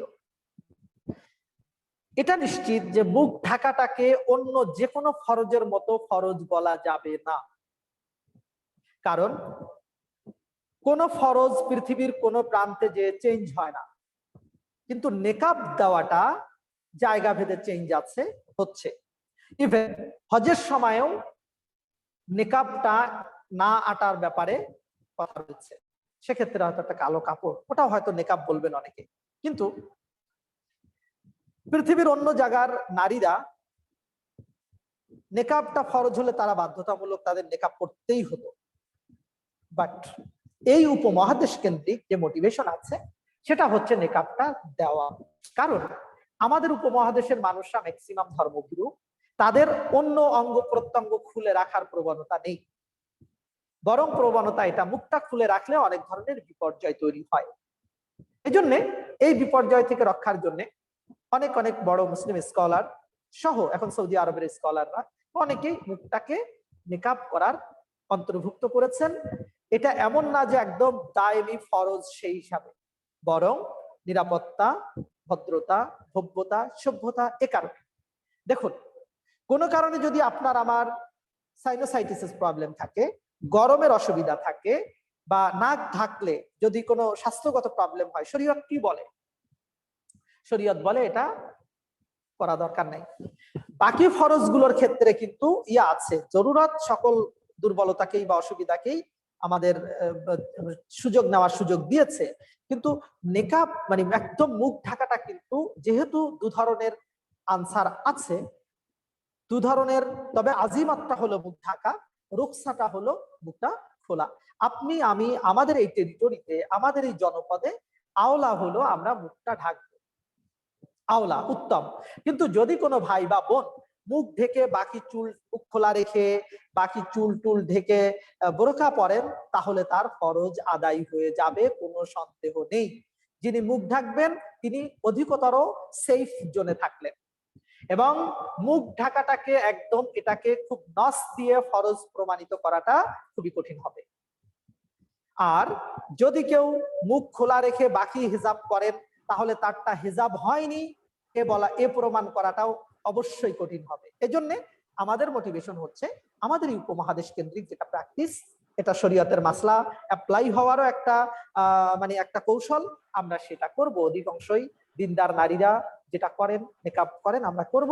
তবে এটাকে আপনার কোনো অসুবিধা হলে আপনি একটু রুখসা নিতে পারেন, তাতে কোনো সমস্যা হবে না। বড় কথা হলো, বোরকা নেকাব দিয়েও যদি আমি এমন কোনো অন্যায় করি যেটা আল্লাহ বলেননি, তাহলে সেটা বোরকা না পরার চাইতেও বড় অন্যায়। এই বিষয়টা কিন্তু আমাদের মনে রাখতে হবে।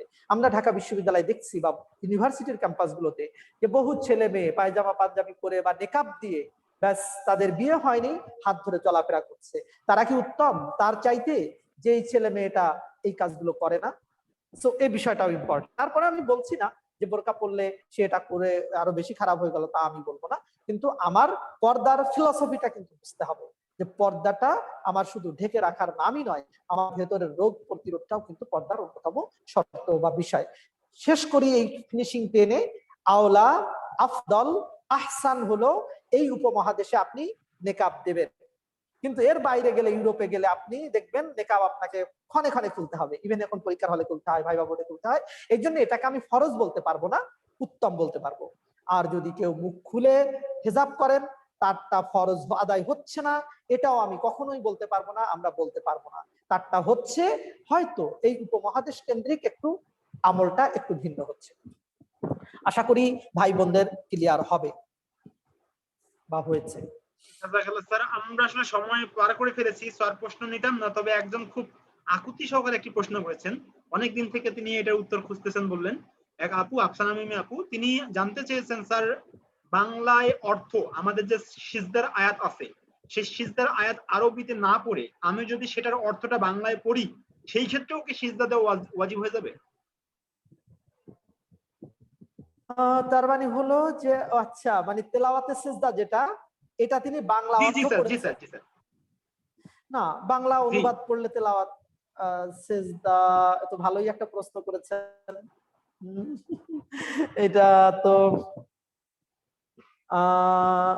আমার এমনি আকলি জবাবের কাছে আমি বলতে মনে হচ্ছে যে এই অর্থ পড়লে সিজদাটা দেওয়া লাগবে না। তারপরেও আমি এটা ফাইনাল বলছি না, আমি একটু শুনে বলি।